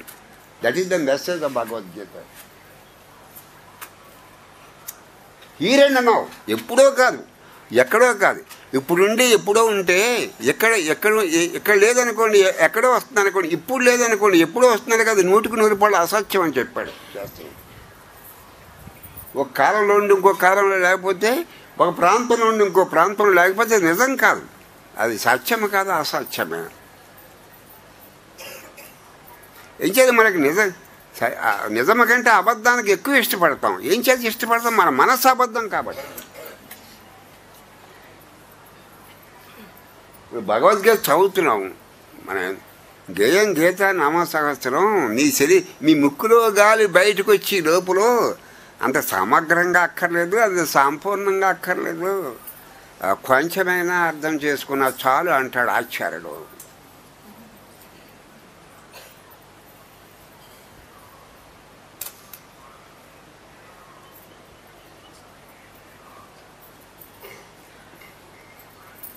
ఇక కొంతమంది పండితులు ఉన్నారు, వాళ్ళు గ్రామ్ఫోన్ రికార్డులు. ఆ శాస్త్రంలో ఏది చెప్తే అది చెప్పేస్తూ ఉంటాడు. ఆ శాస్త్రంలో ఆ హృదయం ఆడు పట్టుకోడు. ఆడు చెరుకు రసం మనకెవడు ఆ చెత్తేసి ఇస్తాడు, చెత్త పడేసి వెళ్తాడు. ఎంచుకుని పీల్చుకున్న పళ్ళు ఊడిపోతాయి కానీ అందులో రసం రాదు. ఆ చెరిగ్గడలో ఆ రసం కూడా మనకు అవి ఉంటాయి కదా పైన, ఇది తుక్కేదంట, అది పడేసి వెళ్తాడు. ఆ తుక్కే మనం తింటా ఉంటాం. పండితులు చేసే ఆ తుక్కు కూడా రసం రాదు, చివరికి మన పళ్ళు ఊడిపోతాయి. మళ్ళీ డెంటిస్టుల దగ్గరికి వెళ్ళాలి. ఇదిగో ఇక్కడ డెంటిస్ట్ అంటున్నారు.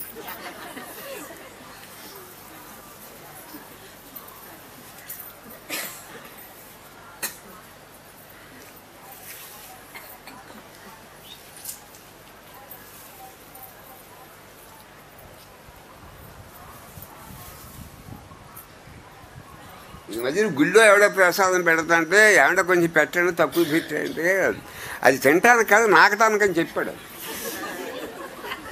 అది పెట్టే ఎవరైనా అంటే అది నాకటానికి తింటే ఇలా నాకని సరిపోతుంది, ఎంతో కొంత రాశాం కదా, అది తినేది కాదు నాకండి, నాకితే మీ చెయ్యి కూడా శుభ్రం అవుతున్నారు. ఇక నీళ్ళు ఎట్టి కడుగు అక్కర్లేదు, అది తినేది కాదు నాకు ఇది. అడుగు కొంచెం పెట్టమన్నాడు. అది పెట్టమంటే ఆడండి తినేది కాదండి నాకు ఇదే పెడతామని చెప్పాడు.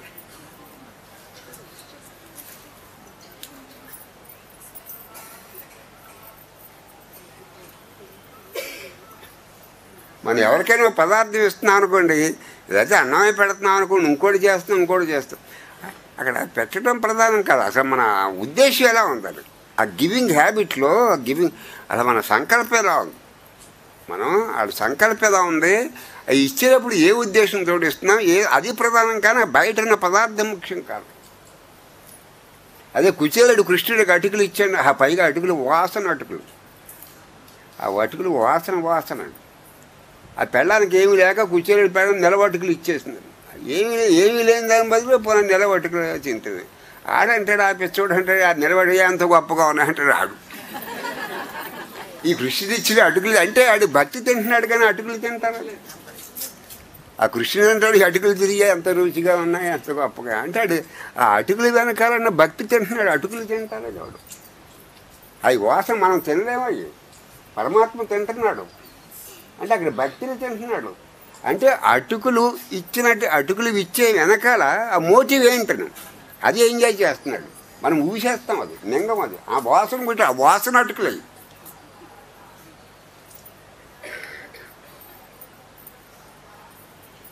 ఆ పక్కన రుక్మిణి ఉంది, కృష్ణుడి భార్య ఉంది, దానికి వాసన వచ్చేస్తున్నది ఇక్కడికి. కొంచెం కొంచెం అటుకులు తిన్నా ఇంకో రెండోసారి తినబోతున్నాడు. ఆ రెండోసారి తింటే సరిపోతాయిలేవో, ఆ అటుకులు సరిపోతాయి అన్నాడు. అదంటే కృష్ణుని చిన్న అటుకులు సరిపోతాయి, ఎన్నిసార్లు తింటావు, చిన్న అటుకులు సరిపోతాయి కదా అని అది ఆ రెండో గుప్పుడు తిన్నవలేదు అని కురుక్కు. అది తిన్నది సరిపోతుంది, ఎన్ని అటుకులు తింటావు అని ఆడు గొప్పగా ఉన్నాయంటాడు. మనం ఊసేస్తాం, అటుకులు నోట్లో పెడుతాను అంటే అక్కడ భక్తి తింటున్నాడు. వాడు ఏం తింటున్నాడు? వాడు భక్తి తింటున్నాడు, అక్కడ అటుకులు కాదు.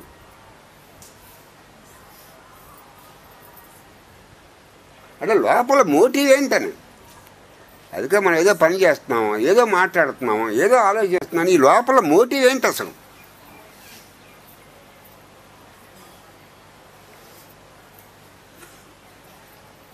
ఇంకా అదిగో ఆ కుచేలుడు ఎంగిలి చేయలేదు, ఈవిడ ఎంగిలి చేసి ఇచ్చింది రాముడు. ఎవరికి? శబరి. అన్ని పదార్థాలు ముందు ఆవిడ తినేసుకొని ఎంగిలి చేసి బాగున్నారేదో ఆడికి ఇచ్చింది. ఆడు ఎంత గొప్పగా అయినా ఆడి తినేస్తున్నాడు. ఆ ఎంగిలి మెతుకులు ఆడు మట్టికి ఆడి తినేస్తాడు, తినేసి ఊరుకోలేదు. ఆవిడ శరీరంతో ఉండగానే ఆయనలో కలిపేసుకున్నాడు రాముడు. అటుకులు తినేసి ఊరే ఆవిడ అలా చూసి తినేది, ఇలా పెట్టింది, బాగా తింటున్నాడని ఇలా చూసేది, 5-6 రకాలు చేసింది చేయటం, ఇలా చూసి పెట్టి తింటున్నాడు. వాడు చాలా బాగున్నాయని చెబుతున్నాడు. ఈవిడ ఎంగిలి చేసి ఆడు ఎదురుగుండానే ఎంగిలి చేస్తాను, ఇందులో దొంగచాటు ఏం తరం లేదు. రాముడు ఎదురుగుండానే ఆవిడ ఎంగిలి చేసి మిగతా ఇస్తుంది, ఎంత బాగున్నాయి ఎంగిలి చేస్తే బాగా తింటున్నాడని ఆవిడ ఇంకా ఆ చూపులో ఆవిడ ఆయనలో ఐక్యం చేసేసుకున్నాడు. అది శబరి ఫైనల్. ఏ ప్రారంభాన్ని బట్టి నీకు నేను గురువుని, నువ్వు నాకు శిష్యురాలు, నా పుణ్యం కంటే నీ పుణ్యం గొప్పది, నీ పుణ్యం ఎక్కడికి పోతుంది అంటే మేము ఏదో ఇలా తిరుగుతూ ఉంటాం, ఎక్కడికి వెళ్తున్నాం, మళ్ళీ ఇక్కడ సిద్ధం అవుతాం.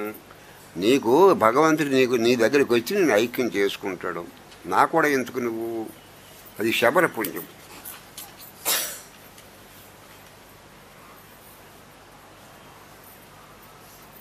అంటే నన్ను నువ్వు గురువు అనుకున్నా పొందవలసిన స్థితి అయితే నువ్వే ముందే పొందుతావు. అంటే నీ పూర్వపుణ్యం అటువంటిది, నీ పూర్వపుణ్యం అటువంటిది. నా కూడా నువ్వు సిద్ధం అవ్వక్కర్లేదు. నీ వైభవం నీ వైభవమే, నీ అంతస్తు నీదే.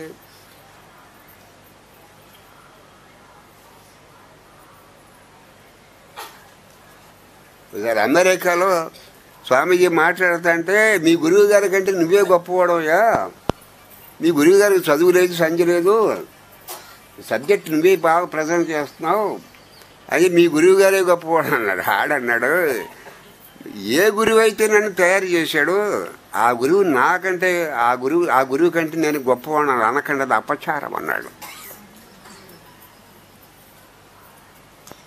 ఏ గురువు అయితే నన్ను ఈ స్థితిలో పెట్టాడో ఆ గురువు ఆయనకంటే నేనే గొప్పవాడిని అలా అనకండి, మీకు ఎదురుగా అంటే మిస్అండర్స్టాండింగ్ వాళ్ళు అలా అనుకుంటున్నారు, అటువంటి మాటలు అనకండి, అలా అంటాం వాళ్ళు అపచారం.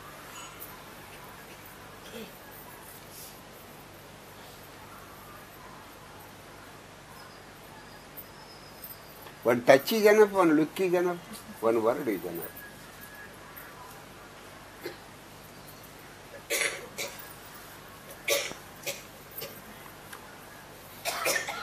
కామక్రోధ వీక్తనాం యతీనాం యతచేస్త అవితో బ్రహ్మ నిర్మాణం. వాడికి అన్ని చోట్ల అన్ని కాలాల్లో వాడి శరీరం ఉన్నా శరీరం పోయినా, ప్రపంచం కనిపిస్తున్నా ప్రపంచం కనిపించకపోయినా వాడు ఎటు చూసిన ఆనందమే, ఎటు చూసినా జ్ఞానమే, ఎటు చూసినా శాంతి. ఇప్పుడు మనం ఎటు చూసిన ఆనందమే, ఎటు చూసినా జ్ఞానమే అంటున్నాం. మీకు అర్థమవుతుందా? మీకున్న జ్ఞానం నిజమైతే ఆనందం లేకుండా ఉండదు, మీకున్న ఆనందం నిజమైతే మీరు జ్ఞానం లేకుండా ఉండలేరు. ఈ సబ్జెక్ట్ ఊరికే మాట వరుసకి ఇలా చెప్పుకుపోతున్నాం మేము.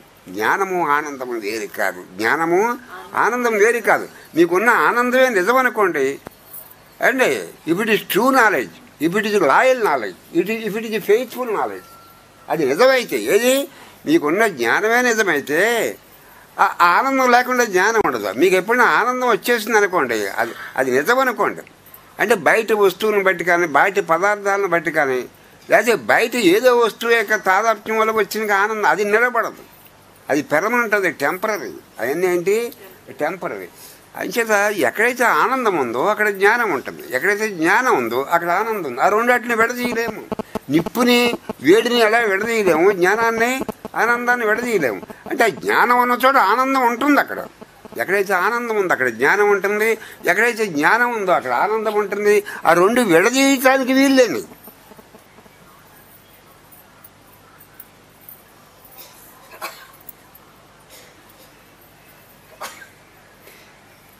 మన కర్మఫలం కోరుకుంటే వస్తుంది, కోరుకుని అది మళ్ళీ అనుభవించాలి. ఇప్పుడు మనం ఎక్కడో స్వర్గలోకానికి నరకలోకానికి వెళ్ళి, నరక బాధలన్నీ భూమి మీద ఉన్నాయి, స్వర్గంలో వచ్చి సుఖాలన్నీ ఈ భూమి మీద ఉన్నాయి. చచ్చిపోయిన తర్వాత చూడక్కర్లేదు నరకాన్ని, భూమి మీదే చూసేస్తున్నారు నరకాలు స్వర్గాలని.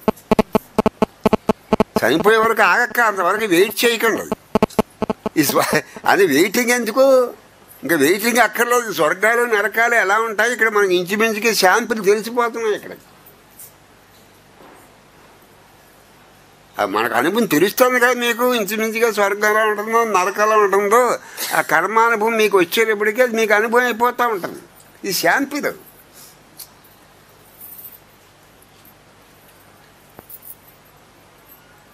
అవితో బ్రహ్మ నిర్వాణం అంటే బ్రాహ్మీ అంటే ఆ నిర్వాణ స్థితి, ఆ నిర్వాణ సుఖం, ఆ స్వర్గ సుఖం, ఆ ఎటర్నిటీతో ఆ పూర్ణత్వం ఎక్కడికో వెళ్ళి పొందక్కర్లేదు. మీరు ఇక్కడే అన్ని చోట్ల, అన్ని ప్రాంతాల్లో, అన్ని వేళల్లో, అన్ని కాలాల్లో నీకు ఆనందం అనుభవంలో ఉంటుంది. ఆనందం అనుభవంలో ఉంటుంది. స్వామివారు గీత, వాసుదేవ స్వామివారి గీతలో ఏమన్నారంటే, నువ్వు అలా ఎక్కడ చెయ్యి పెడతాంటే అక్కడ నీకు మంచినీళ్ళు దొరికాయి. ఎప్పుడు నూతులు చుట్టూరు చెరువుల చుట్టూరు తిరగటం నీకెందుకోయ్యా? నీళ్లు దొరకనమాట తిరుగుతాడు, ఏది చెరువుల చుట్టూరు నూతుల చుట్టూరుని. నీకు నీళ్లు ఎక్కడ మడితే అక్కడ నీళ్లు దొరుకుతాయి. అంటే చెరువుల చుట్టూరు నూతుల చుట్టూరు తిరగవలసిన పనేంటి? నువ్వు ఆత్మీయ ఆ బ్రాహ్మీశికం, ఆ బ్రాహ్మీస్థితి, ఆ స్వర్గరాజ్యం, స్వర్గంలోని సుఖం ఇప్పుడు ఎక్కడ నువ్వు పొందుతున్నావు. అప్పుడు నీకు స్వర్గలోకం వెళ్ళటం ఎందుకు, నరకలోకం వెళ్ళటం ఎందుకు? అది కానీ మీరు ఇలా చెయ్యి పెడితే కింద నీళ్ళు వచ్చి మీ నోట్లో పడిపోతున్నాయి, ఇంకా నువ్వు దగ్గరికి వెళ్ళటం ఎందుకు?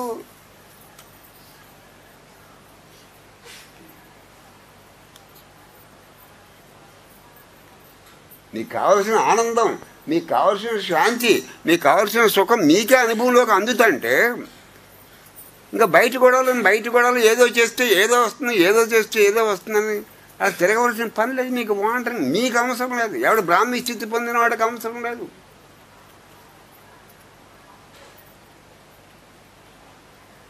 వర్షాకాలంలో ఎలా ఉంటుందో ఎండాకాలం కూడా అలాగే ఉంటుంది సముద్రం.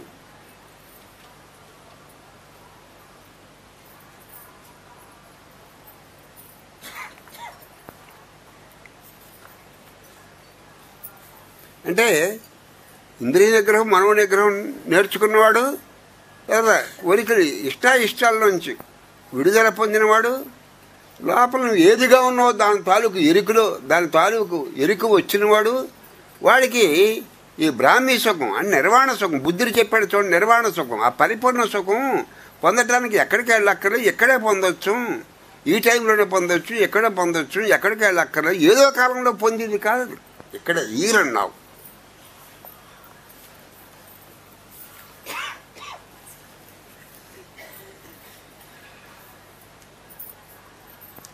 మీరు ఈశ్వరు రమణ మహర్షిగా అక్కడ ఆపు చేద్దాం. రమణస్వామి గారు ఇక్కడ చెప్పేది ఏంటంటే అనుగ్రహం లేదు అని అంటున్నారు మీరు. అలా అనుగ్రహం పానిచ్చాయనని క్షణం అంటున్నారు. ఈశ్వరుని మాకు దయ లేదు అంటున్నారు. 24 గంటల దయ ఉంది, అన్ని కాలాల్లో ఉంది. దాన్ని దయ లేని టైం లేదు, అసలు దయ లేని టైం లేదు. కానీ దాన్ని పట్టుకోలేక మనకు అందటం లేదు కాబట్టి లేదు అనుకుంటున్నారు. అది దయ లేని టైం అంటూ లేదు. మీకు అర్థం వచ్చింది. మామూలు అజ్ఞానం ఏం ప్రేమిస్తాడు? ప్రేమిస్తే జ్ఞానే ప్రేమించాడు. అజ్ఞానంలో ఉన్నాడు ఏం ప్రేమిస్తాడు? జ్ఞానము ప్రేమ వేరుగా ఉండవు, జ్ఞానము ఆనందం వేరుగా ఉండవు. అజ్ఞానం ఏం ప్రేమిస్తాడు? వాడు అమావాస్య రోజున అక్కడ, పౌర్ణ రోజున అక్కడ దాకా ఉంటాడు.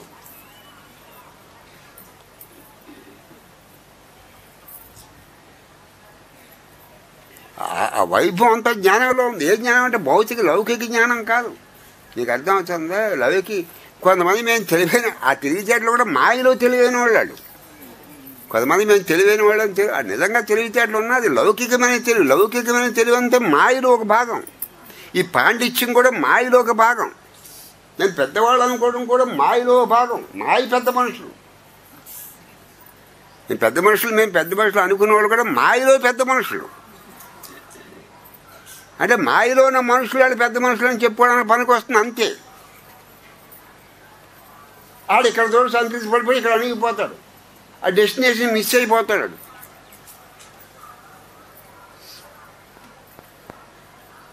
ఎక్కడో చోట ఫెయిల్ అయిపోతున్నాం.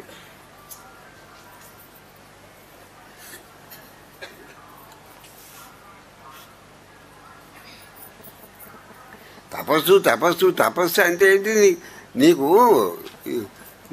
ఇది కాని దాంతో నువ్వు తాదాప్యం పొందుతున్నానికి తపస్సు అంటే ఎండింపు చేయటం. తపస్సు అంటే నీ దేహబుద్ధిని, ఆ వ్యక్తి బుద్ధిని ఎండింపు చేయటం, అదే తపస్సు. తపస్సు అంటే ఏంటంటే నీకు దేహబుద్ధి ఉంది, దేహాభిమానం ఉంది, ఈ దేహమే నేననే తలంపు ఉంది, దేహమే నేననే తలంపుని ఎండబెట్టడమే తపస్సు అంటే అది. అంటే దేహం తాలూకు నీ బుద్ధి, నీ అస్తిత్వం నీ దేహానికే పరిమితం ఉన్నంతకాలం నీకు విరోధులు ఉంటారు, స్నేహితులు ఉంటారు, బంధువులు ఉంటారు. నీకు అర్థమవుతుందా? రకరకాలుగా ఉంటుంది అప్పుడు ఇంకా ప్రపంచం.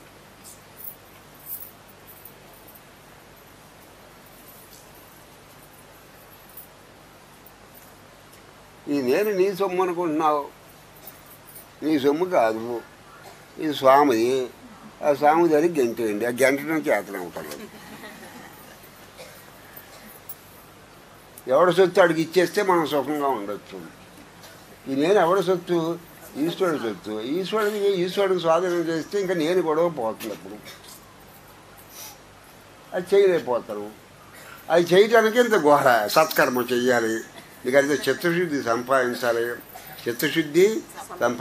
ఏదో చెప్పాడు కదా, అరిషడ్ వర్గాలు అయ్యని లోపల ఉన్న శత్రువుని బయట ఉన్న శత్రువుల కంటే నీ లోపల ఉన్న శత్రువుల వల్లే నీకు ప్రమాదం. అంటే డూస్ అండ్ డోంట్స్ చేయవలసిన పనులు గీతలో చెప్పాడు, చెయ్యకూడని చెప్పలేదు. చెయ్యకూడని చెయ్యొద్దని చెప్పాడు. చేసి అంటే మనకి దేహాభిమానం ఉన్నంతకాలం చేసి చేస్తూ ఉండాలి, చేయకూడని చేయకూడదు. అప్పుడు మనసు చెడు గూట్లో పడిపోతుంది. మనం చేసి మానకూడదు, మళ్ళీ డూసు మానొద్దు అన్నాడు. అంటే నీకు ఒకవేళ బ్రాహ్మీ స్థితి కలిగినా యజ్ఞదాన తపస్సులు విడిచిపెట్టొద్దు అన్నాడు స్వామి. ఈత రాగ భయ విడిచిపెట్టవలసినవి, రాగము భయము కోపము విడిచిపెట్టవలసినవి, ఆచరించవలసిన యజ్ఞ దాన తపస్సులు అవి విడిచిపెట్టకూడదు, విడిచిపెట్టాలి. డూస్ చెప్పాడు, డోంట్ చెప్పాడు.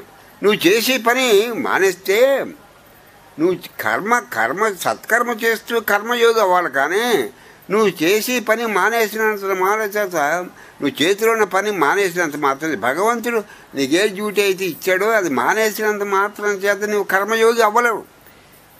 సత్కర్మ చేస్తూ నువ్వు కర్మయోగి అవ్వాలి. కానీ నీ డ్యూటీ వదిలే సోమర్థనానికి అలవాటు వల్ల నువ్వు కర్మయోగి అవ్వలేవు. కర్మ సన్యాసి కర్మయోగి అవ్వలేడు. కర్మను ఆచరించేవాడే కర్మయోగి అవుతాడు. కర్మ సన్యాసి కర్మయోగి అవ్వలేడు. కర్మను ఆచరించేవాడు డోంట్స్లా చూసి డూస్ చేసేవాడు ఆడి కర్మయోగి అవుతాడు.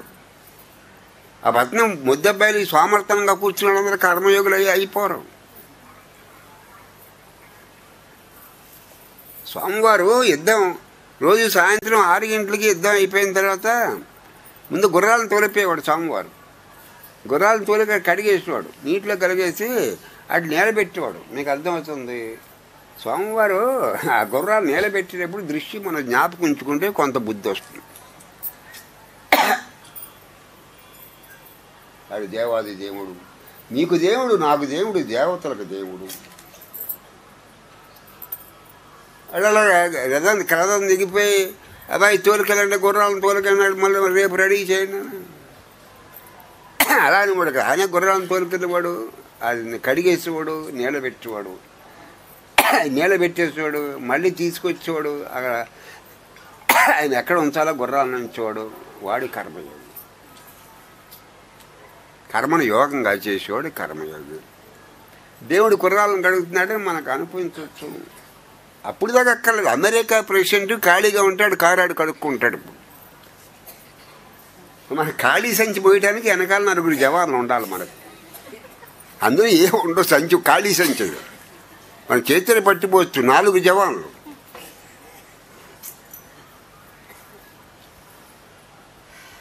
అలా మన ఇండియాలో పని అందు గౌరవం లేదు, ఆ పని తాలూకు సంస్కృతి లేదు. అంటే మన అందరికీ బుద్ధి రావాలంటే కృష్ణుడి బొమ్మలు కాదు చూడవలసింది. ఆ గుర్రాలను నిలబెట్టి గుర్రాలను కడిగే బొమ్మను మనం దృష్టిలో పెట్టుకోవాలి. అది తర్వాత ఈ పెళ్ళిళ్ళకి వెళ్ళేవాడు ఇది ఎప్పుడప్పుడు పెళ్ళిళ్ళు పిలిచోరు, మాయి పెళ్ళిళ్ళు, అది ఈ పెళ్ళిళ్ళకి సిద్ధమయ్యేవాడు వీడు. పెళ్లి చేసేది అంటే నేజారి తేలిక. కొంతమంది నేజారి పుచ్చుకుంటారు అన్నం ముట్టుకొని వడ్డించలేక. కొంతమంది గౌరవానికి భంగం అని అరిటాకులు తీరు. కృష్ణుడు ఏం చేస్తాడంటే ఎవరు ఏ పని చేస్తున్నారో చూసేవాడు. ఆయన అరిటాకులు గౌకుని తీరి వాడు అహంకారానికి భంగం అని. అందరూ భోజనాలు చేశాక కృష్ణుడు అరిటాకులు పట్టిపోయాడు, తీరేసిన అట్టికలు అందరూ మోసుకెళ్ళిపోయాడు. వాడు దేవుడు. ఇప్పుడు ఈ పని గొప్పది, ఈ పని తక్కువదని నీకు అనిపిస్తుంది. ఏం చదివి నువ్వు అహంకారే కాబట్టి పరమాత్మకేంటి. వాడు కృష్ణుడు అట్టాకులు మోస్తున్నాడు, అట్టాకులు అది నీకు నోరు దండిక నోరు మంట కానీ ఆయనకేముంది. అది నీ మాటలు అక్కడికి వెళ్ళవు కదా. నీ మాటలు అక్కడికి వెళ్తే నీకు దుఃఖం రావచ్చు. అసలు నీ మాటలు అంత దూరం వెళ్ళవు కదా. నువ్వు సూర్యుని చూసుకోవడం ఉమ్మేయచ్చు, కానీ అంత దూరం ఉమ్మ వెళ్ళదు అక్కడికి. సూర్యుడి దగ్గర నువ్వు వేసిన ఉమ్మ వెళుతుంది, చివరికి ఆ తొంపలు నీ మీదే పడతాయి.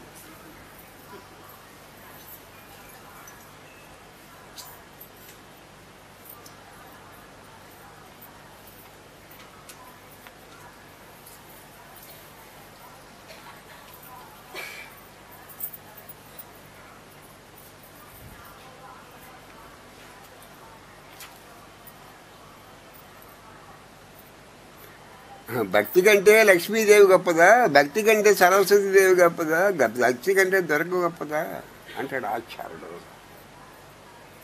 ఏంటంటే నువ్వు సరస్వతి పుత్రుడు అంటున్నారు మీరు అందరినీ. సరస్వతి కటాక్షం పొందడం కాదు, సరస్వతి అవతారం అంటున్నారు నిన్ను. భక్తి కంటే గొప్పదా సరస్వతీదేవి, భక్తి కంటే గొప్పదా లక్ష్మీదేవి, నాచార్యుల వారు అన్నారు. ఒకవేళ నన్ను సరస్వతి అవతారం మీరు చెప్పుకున్నా ఇది భక్తి కంటే గొప్పదా? భక్తికి మించిన లక్ష్మి ఉందా? భక్తికి మించిన సరస్వతి ఉండదా?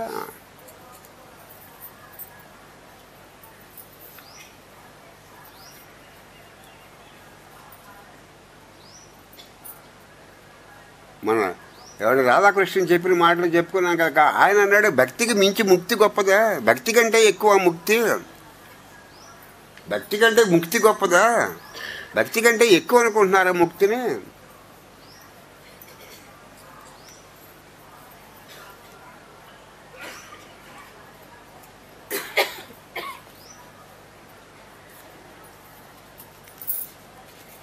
అనుగ్రహం ఎప్పుడు ఉంది?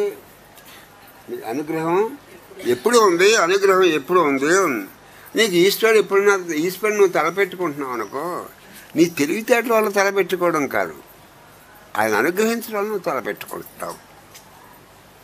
నువ్వు ఈశ్వరుడు ఎప్పుడైనా మీకు గుర్తొస్తుంటే అది నీ తెలివితేటల వల్ల ఈశ్వర స్మరణ రావటం, ఈశ్వరుని దయ వల్ల నువ్వు ఈశ్వరుని స్మరించుకుంటున్నావు. అది కూడా ఆయన సొమ్మే, అది కూడా ఆయన సొమ్మే. అంతా చైతన్యమే, అంతా అంతా అంతటా వ్యాపించున్నవాడు ఈశ్వరుడే, అంతటా వ్యాపించున్నవాడు ఈశ్వరుడే. అసలు లోపల ఏదో ఉంది, లోపల ఏదో ఉంది.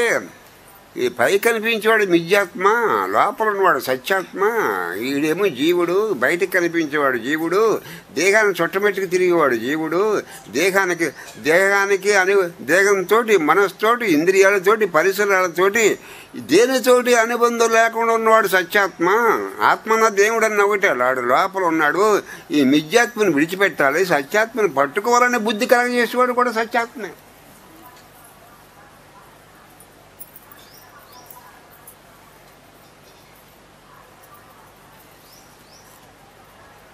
దీన్ని పోగొట్టుకోవాలి, దాన్ని పట్టుకోవాలి అనేటువంటి బుద్ధిని కలగజేసేవాడు కూడా వాడు సత్యాత్మే.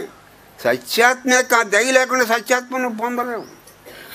దేనికోసం నీ డెస్టినేషన్ ఏదో, దేన్ని పొందాలని నువ్వు అనుకుంటున్నావు, దాని తాలూకు దయ లేకుండా, దాని తాలూకు అనుగ్రహం లేకుండా, దాని తాలూకు ప్రేమ నీ మీద లేకుండా, దాని తాలూకు కరుణ లేకుండా దాన్ని పొందలేవు. నీ తెలివితేటలలో పొందలేవు. తెలివితేటలన్నీ మాయలో ఉన్నాయి. తెలివితేటలు ఎక్కడ ఉన్నాయి? మాయలో ఉన్నాయి.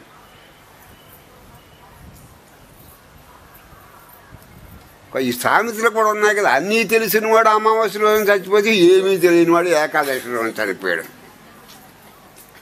అన్నీ తెలివితే మాయ తెలివితేటలు. ఆడి పెద్ద మనిషి, ఈడి పెద్ద మనిషి అనుకుంటా మాయ పెద్ద మనుషులు. ఈడి పండితులు, ఆడి పండితులు అనుకుంటా మాయ పండితులు. అది నువ్వు మాయ అతిక్రమించకుండా పాండిత్యం ఏంటి? నువ్వు మాయని దాటేవలేదా? ఎందులో ఉంది ఈ పాండిత్యం అంతా? ధనవంతులు కూడా ధనవంతులే, మాయ ధనవంతులు.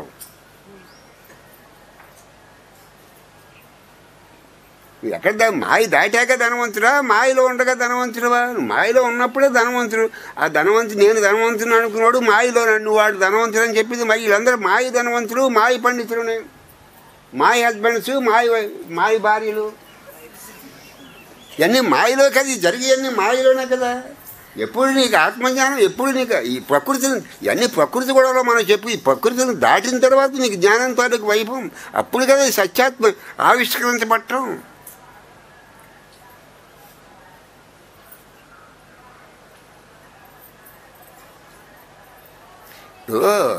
ఈ వైఫ్ మా హస్బెండ్ అంటే హస్బెండ్ ఇడి మా వైఫ్ అంటే ఇది చిన్న పేచి వచ్చి ఇడిపోతారు. ఏం హస్బెండ్, ఏం వైఫ్లు చేయాలి? ఏదైనా గలాట వస్తే ఇడిపోతారు. అంటే వీళ్ళు ఏం చేస్తారంటే ప్రపంచాన్ని తెలిసి ఒకళ్ళ అహంకారాన్ని ఒకళ్ళు సంతృప్తిపరచుకుంటే బ్రెయిన్ అలా బ్యాలెన్స్ చేసుకుంటూ ఉంటారు. ఇదంతా భయం వల్ల చేసే పనులు. వీళ్ళు ఒకళ్ళ అహంకారాన్ని ఒకళ్ళు సాటిస్ఫై చేసుకుంటూ ఉంటారు. ఇది అంటా ఉంటాడు, నువ్వు వండిన కూరలు చాలా పాలు కాస్తే నువ్వే కాయాలంటాడు. అలా ఏదో సాటిస్ఫై, మీరు బాగా సంపాదిస్తున్నారు, కుటుంబాన్ని అభివృద్ధిలోకి తీసుకొచ్చేసారని అది అంటుంది. వీళ్ళు ఒకళ్ళ అహంకారానికి అవన్నీ నిజమని వీళ్ళు అనుకుంటారు. ఇవన్నీ మాయ గొడవలే. పాలు కాస్తే ఆవిడే కాయాలట.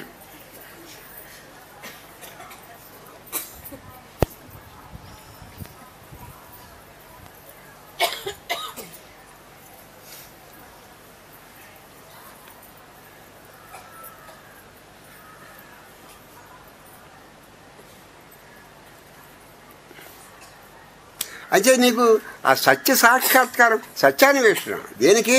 ఆ సత్యాన్ని నువ్వు పొందక్కర్లేదు, దాని తాలూకు నీ ఎరుకు రావక్కర్లేదు. అసలు సత్యాన్వేషణ ఆ ట్రూత్ని మనం పట్టుకోవాలి. ఉన్నదేదో ఉంది, లేనిదేదో లేదు. ఆ ఉన్నదాన్ని ఏదో మనం అనుభవవేద్యం చేసుకోవాలి. ఆ ట్రూత్ని మనం, ఆ ట్రూత్ తాలూకు ఎరుకులోకి మనకు రావాలనే కనీసం తలంపు రాకుండా, ఆ తలంపు కూడా నీకు వచ్చిందంటే లోపల నా ట్రూత్ యొక్క అనుగ్రహం. He shall know the truth అంటే యేసు చెప్తాడు బైబిల్, నీకు ఫ్రీడమ్ కావాలంటే, నీకు హ్యాపీనెస్ కావాలంటే, నీకు పీస్ కావాలంటే, you must know the truth, you shall know the truth. If you want freedom, if you want happiness, if you want peace, if you want underlying spirit, you must know the truth, you shall know the truth. అక్కడ choice లేదు, must అంటున్నాడు. Shall know the truth అని చెప్పాడు, మళ్ళీ you must అంటే నీకు choice లేదు. నువ్వు ట్రూత్ రివీల్ అవ్వకుండా హ్యాపీనెస్ లేదు, పీస్ లేదు. స్వర్గరాజ్యము నీ హృదయంలోనే ఉన్నది. ఎందుకలా పాయకి చూస్తావు, నీ హృదయంలో ఉన్నది. ఎందుకు దొంగ చూపులు నీ హృదయంలోకి నువ్వు చూసుకో. అందరి హృదయంలోనే అందరి హృదయంలోనే నేనే ఉన్నాను. అందరి హృదయంలోనే లోపల అంతర్యామిగా నారాయణుడే ఉన్నాడు. అందరి హృదయంలో తన హృదయంలో తన నారాయణని దర్శిస్తూ అందరి హృదయంలో ఉన్నటువంటి తనను దర్శించుకునేవాడు నిజమైన చూపులు గలవాడు. మిగతావాడు అందరూ దొంగ చూపులు గలవాడు.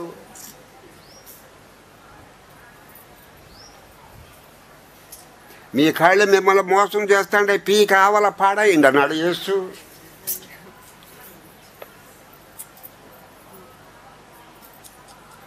మీ కాళ్ళు మిమ్మల్ని మోసం చేస్తాంటే, మీ కళ్ళు వల్ల మీకు చెడ్డ వస్తుంది, మీ కళ్ళు పీకి ఎలా బయట పాడైంది అన్నాడు యేసు.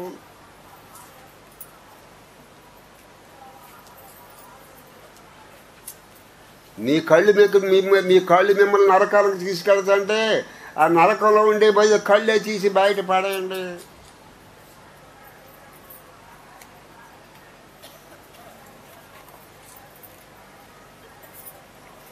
టైం ఎంత ఉంది? 4 అయిపోతుంది. మన గురువు గారి ప్లేస్ ఇస్తాం. ఈరోజు కాంటెక్స్ట్ అని చెప్తారు. ఈరోజు దీపోత్సవం ఎందుకు వచ్చింది? ఈ కొండ గురించి. వీడు అల్లుడు యమవ్రతాల మాంగారు, మనకు కనిపించేవాడు అల్లుడు. వీడు అల్లుడు, ఆడు మాంగారుడు.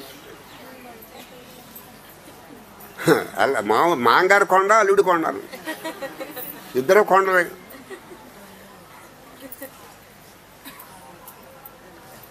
ఆ శివుడికి పార్వతికి పెళ్ళి అయినప్పుడు శివుడు ప్రవర్స్ అవుతారు. పెళ్ళిళ్ళ ముందు మీరే చూసి ఉంటారు. ప్రవర్ అంటే వీరు నాన్నగారు, వీరు తాతగారు, వీరు ముత్తాతగారు, వశిష్ఠ గోత్రం ఏదో ప్రవర్స్ అవుతారు. పార్వతీదేవి చదివి శివుడికి బ్రహ్మలో ఆడి తండ్రి లేడు, శివుడికి ఆడికి ప్రవర్ ఏం చదువుతారు? శివుడికి తండ్రి లేడు, ఇంకా వాడు మనవడు ఎవడు? ఒకడికి మనవడు ఎలా అవుతాడు?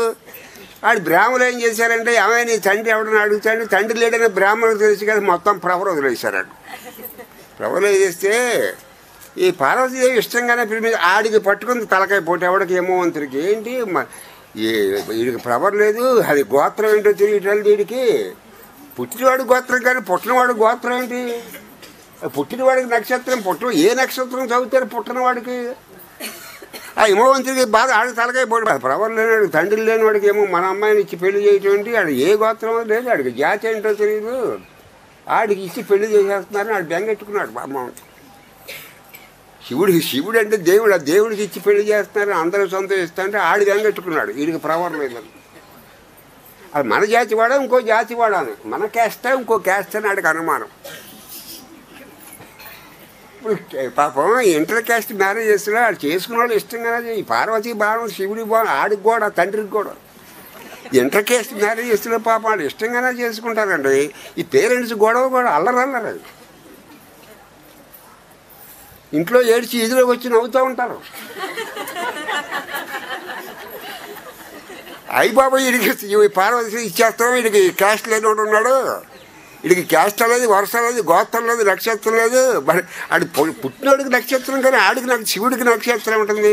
ఆడు గోల ఎవడో పార్వతి ఏమనుకుంటాను, పార్వతి ప్రేమించే చేసుకుంటాను. ఎవడో తండ్రి గొడవ. ఎక్కడికైనా పేరెంట్స్ అల్లరి ఎక్కువ ఉంటుంది. మనకి ఇంటర్ క్యాస్ట్ మ్యారేజ్ అయినప్పటికీ ఏడ్చేవాళ్ళు ఇంటర్ ఈ తల్లిదండ్రులే. ఆ చేసుకునే వాళ్ళు ఇష్టంగానో చేసుకుంటారు. ఆడు గొడవ తర్వాత తెలిసింది ఎప్పుడుకో అరుణాచలంలో కొండ మా అల్లుడని.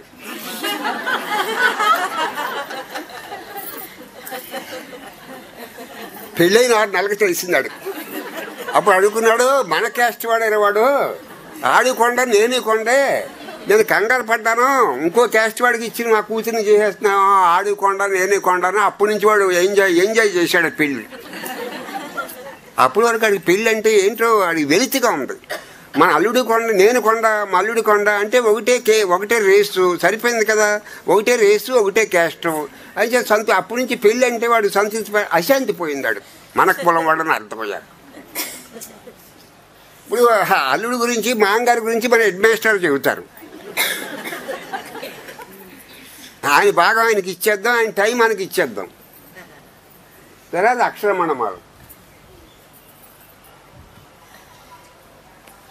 అక్షరమణమాలు పారాయణం తర్వాత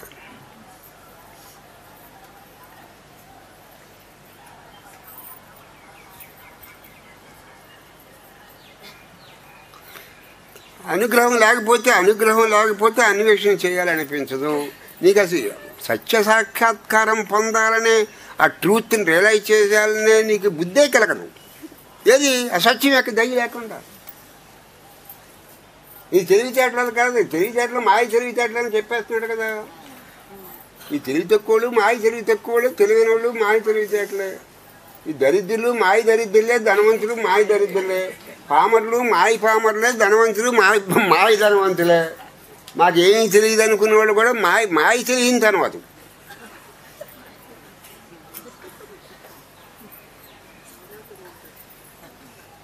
తెలివైన వాళ్ళు మీకు గడిచోళ్ళు అనుకుంటారు, మాయ గడిచారు మాట. ఆ గడిచోళ్ళు అంటే మాయ గడిచోళ్ళు అనమాట. వాళ్ళు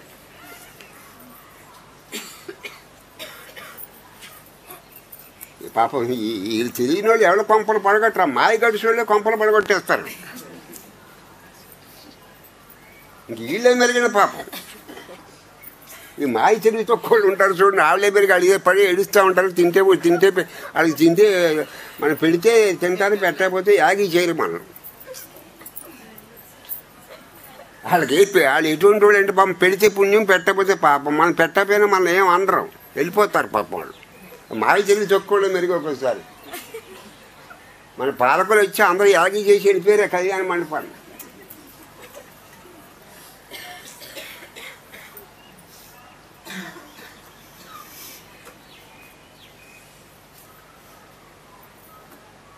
అదే మాకు కూర్చుని పెట్టాలని భోజనాలు ఎలాగ లేవు. బఫే అన్నారు, బఫే అంటే అన్నం పెడితే కూర లేదు, కూరలు ఉంటే అన్నం లేదు, సాంబార్ లేదు, ఏమి లేదు. పోనీ కూర లేదు, సాంబార్ వేసి చూస్తుందామంటే సాంబార్ లేదు. ఒట్టాన్ని ఎక్కడ తింటా ఉండే.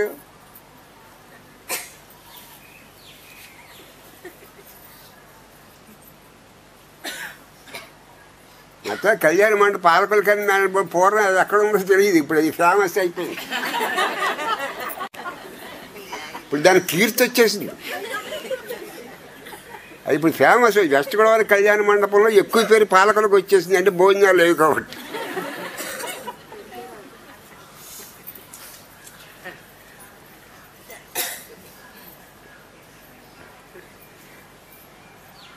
అయితే నీకు అనుగ్రహం పనిచేస్తూ ఉంటుంది. అనుగ్రహం నువ్వు అందుకోవనుకో. ఇప్పుడు నీకు అనుగ్రహం పనిచేస్తూ ఉంటుంది, అందుకోవాలి దాన్ని. నువ్వు అందుకోవడానికి ప్రయత్నం చేయాలి. అందుకోవడానికి ప్రయత్నం చేయవనుకో నువ్వు. నీకు అర్థమవుతుందా? ఇప్పుడు ముచ్చట్లు చప్పట్లు ఏంటిది? ముచ్చట్లు 2 చేతులు కలపకుండా చప్పట్లు రావు. ఇక్కడ ఏం చెబుతున్నారంటే అనుగ్రహం నేను అనుగ్రహిస్తాను, నేను ప్రేమిస్తుంది. ఆ ప్రేమను నువ్వు కూడా అందుకోవాలి. రాయిలా ఉంటే ఎలా కూర్చుంది? నువ్వు కూడా అందుకోవాలి. అంటే నువ్వు కూడా అక్కడ నీకు దాని ఏమంటారంటే అది ఆ కదలిక రావాలి నీకు. నీకు ఆ ప్రతిస్పందన అదేమంటారు? నువ్వు చెప్పింది కాదు, కరెక్ట్ వర్డ్ ఏంటంటే తెలుగు ఇక్కడ స్పందన వస్తుంది, ఇక్కడ స్పందన వస్తుంది. నీకు అక్కడ ప్రతిస్పందన కూడా రావాలి. ఏమని రావాలి? ఒక చేతితో చప్పట్లు ఎలా వస్తాయి? ఒక నోటితోటి ముచ్చట్లు వస్తాయి, ముచ్చట్లు రావు. ఇద్దరు కలిస్తే ముచ్చట్లు, ఇది 2 చేతులు కలిస్తే చప్పట్లు. అంచేది నీకు ఆ లోపల అది స్పందిస్తుంది. లోపల ఉందని నీకు తెలుస్తుంది, ఉందని నీకు తెలుస్తుంది. తర్వాత అది ఉందని తెలియటం, అది ఉందని తెలియటానికి కూడా దాని అనుగ్రహం, అది స్పందిస్తుంది. దానికి సేమ్ అదే నిష్పత్తిలో నీకు ప్రతిస్పందన వచ్చేస్తే నీకు రియలైజేషన్ వచ్చేస్తుంది. నువ్వు మొద్దులా పడి ఉండకూడదు. నీకు అవకాశం వచ్చినప్పుడు గౌకుని పట్టుకోవాలి.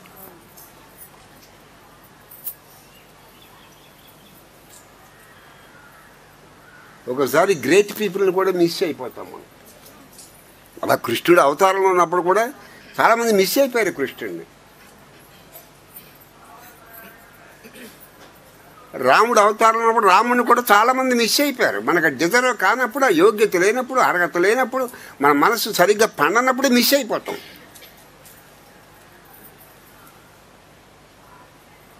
ఆ కృష్ణుడు అవతార పురుషుని 100కు 100 పాళ్ళు గ్రహించే లాభం గట్టిగా పట్టేసుకున్నాడు భీష్ముడు. అది యాజితీతిగా పట్టేసుకున్నాడు. చాలామంది మిస్ అయిపోయారు. ఆ గుర్తింపు లేనప్పుడు మిస్ అయిపోతాం. అంటే ఇక్కడ ఏమని చెబుతున్నారు? మాస్టర్కి ఇచ్చేద్దాం టైం, తర్వాత అక్షరమణమాలో 1 గంట ఉంటుంది పారాయణం. ఇక్కడ ఏమని చెబుతున్నారంటే నీకు లోపల నుంచి అది స్పందన, నేను ఉన్నాను నీకు స్ఫురిస్తూ ఉంటుంది, నీకు తెలుస్తూ ఉంటుంది.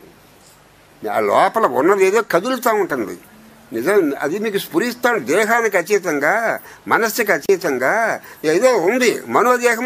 మనోదేహములకి దానికి సంబంధం లేదు. మనస్సుకి దేహముకి అతీతంగా ఏదో ఉందని మీరు స్ఫురిస్తూ ఉంటుంది. మీకు అర్థం, మీకు తెలుస్తూ ఉంటుంది. ఇతరులు చెప్పక్కర్లేదు, మీకు తెలుస్తూ ఉంటుంది. అది ఉందని మీకు తెలియటం కూడా దాని అనుగ్రహమే. అప్పుడు మీరు ఏం చేయాలంటే ప్రతిస్పందన రావాలి మీ దగ్గర నుంచి. ప్రతిస్పందన, ఆ ప్రతిస్పందన వచ్చిందనుకోండి మీకు రియలైజేషన్ వచ్చేస్తుంది. 2 అవసరమే.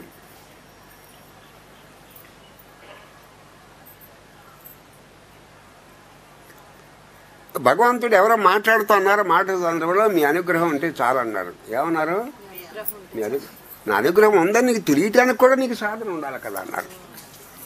నా అనుగ్రహం నిజంగా ఉందనుకో, నీకు తెలియకపోతే ప్రయోజనం ఏంటి? అసలు గుర్తించడానికి కూడా నీకు సాధన ఉండాలి కదా. గ్రేస్ గుర్తించడానికి కూడా, అసలు నా అనుగ్రహం ఉందని అంటున్నావు, నోటితో అంటున్నావు, అది నీకు తెలియటానికి కూడా సాధన ఉండాలి కదా.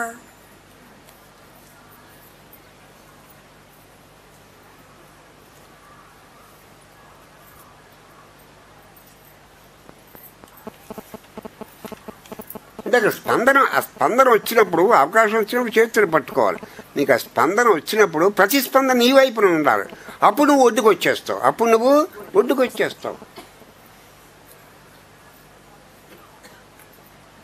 వైభవం అంతా జ్ఞానంలో ఉంది. వైభవం అంతా ఎక్కడ ఉంది? జ్ఞానంలో ఉంది. ఆనందం లేకుండా జ్ఞానం ఉండదు, శాంతి లేకుండా జ్ఞానం ఉండదు.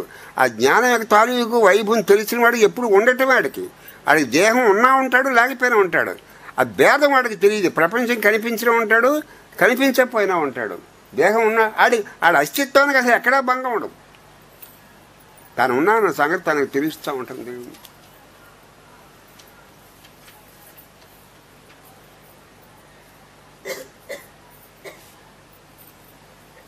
అంచేది మీకు పునర్జన్మలు వస్తాయో లేదా? పునర్జన్మలు ఆ శివభక్తులు చెప్పిన మాట. మనకి జన్మ అంటే బాగా ఇష్టం. జన్మ అంటే మనం ఇష్టపడుతున్నాం కదా. మనం చచ్చిపోవడం అంటే ఇష్టం ఉండలేదు, కానీ జన్మించడం, అది జన్మించడం అశుద్ధంతో సమానం అని చెప్పాడు తమిళనాడు. అశుద్ధం అంతకంటే నీచమైనది ఏమి లేదు. నువ్వు ఎందుకు జన్మిస్తున్నావు? అజ్ఞానం ఉంది కాబట్టి నీకు జన్మ వస్తుంది. అంతకంటే నీచమైనది ఏముంది? నీచమైందనే పర్లేదు, అశుద్ధం అన్నాడు. తిట్టుకుంటే ఆయన తిట్టుకోండి. మనం ఊరికే పోస్ట్ ఆఫీస్ పని చేస్తున్నాం. మనం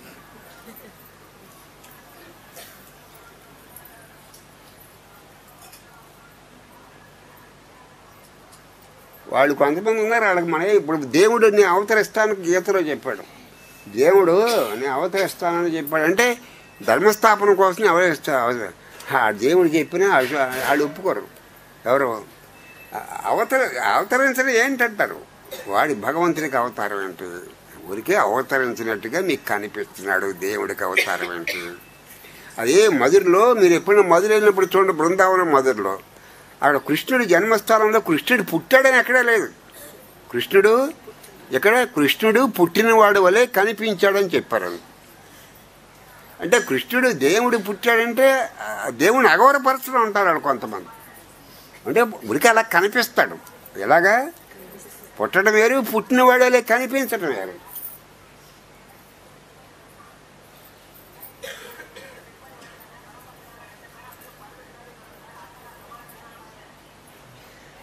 హిమవంతుడికి మన అల్లుడు కూడా మనం కొండ ఎలాగనే మన అల్లుడు కూడా కొండ అని తెలిసాక ఆయనకి అశాంతి తగ్గిపోయింది. మన జాతి వాడే మన క్యాస్ట్ వాడని తెలిసే వరకే ఆయనకి మనస్సు కుదిరిగా లేదు. ఇప్పుడు అరుణాచలం గురించి మన హెడ్ మాస్టర్ చెబుతారు. హెడ్ మాస్టర్ అమలాపురంలో చెప్తున్నారు, క్లాసులు తీసుకుంటున్నారు. హెడ్ మాస్టరు అమలాపురంలో క్లాసులు తీసుకుంటున్నారు. ఈ భగవాన్ బోధ చెబుతున్నారు. తర్వాత ఆయన 30 ఏళ్ళ నుంచి ఇంగ్లీష్ టీచ్ చేస్తున్నారు, లెక్కలు టీచ్ చేస్తున్నారు. వాటితో అదనంగా ఇప్పుడు ఇది కూడా అరుణాచలం గురించి భగవాన్ గురించి విశేషంగా అధ్యయనం చేశారు. ఈ దీపతత్వం గురించి చెప్తారు, ఈ కొండ గురించి చెప్తారు. అది అయిపోయిన తర్వాత అక్షరమణమాలు.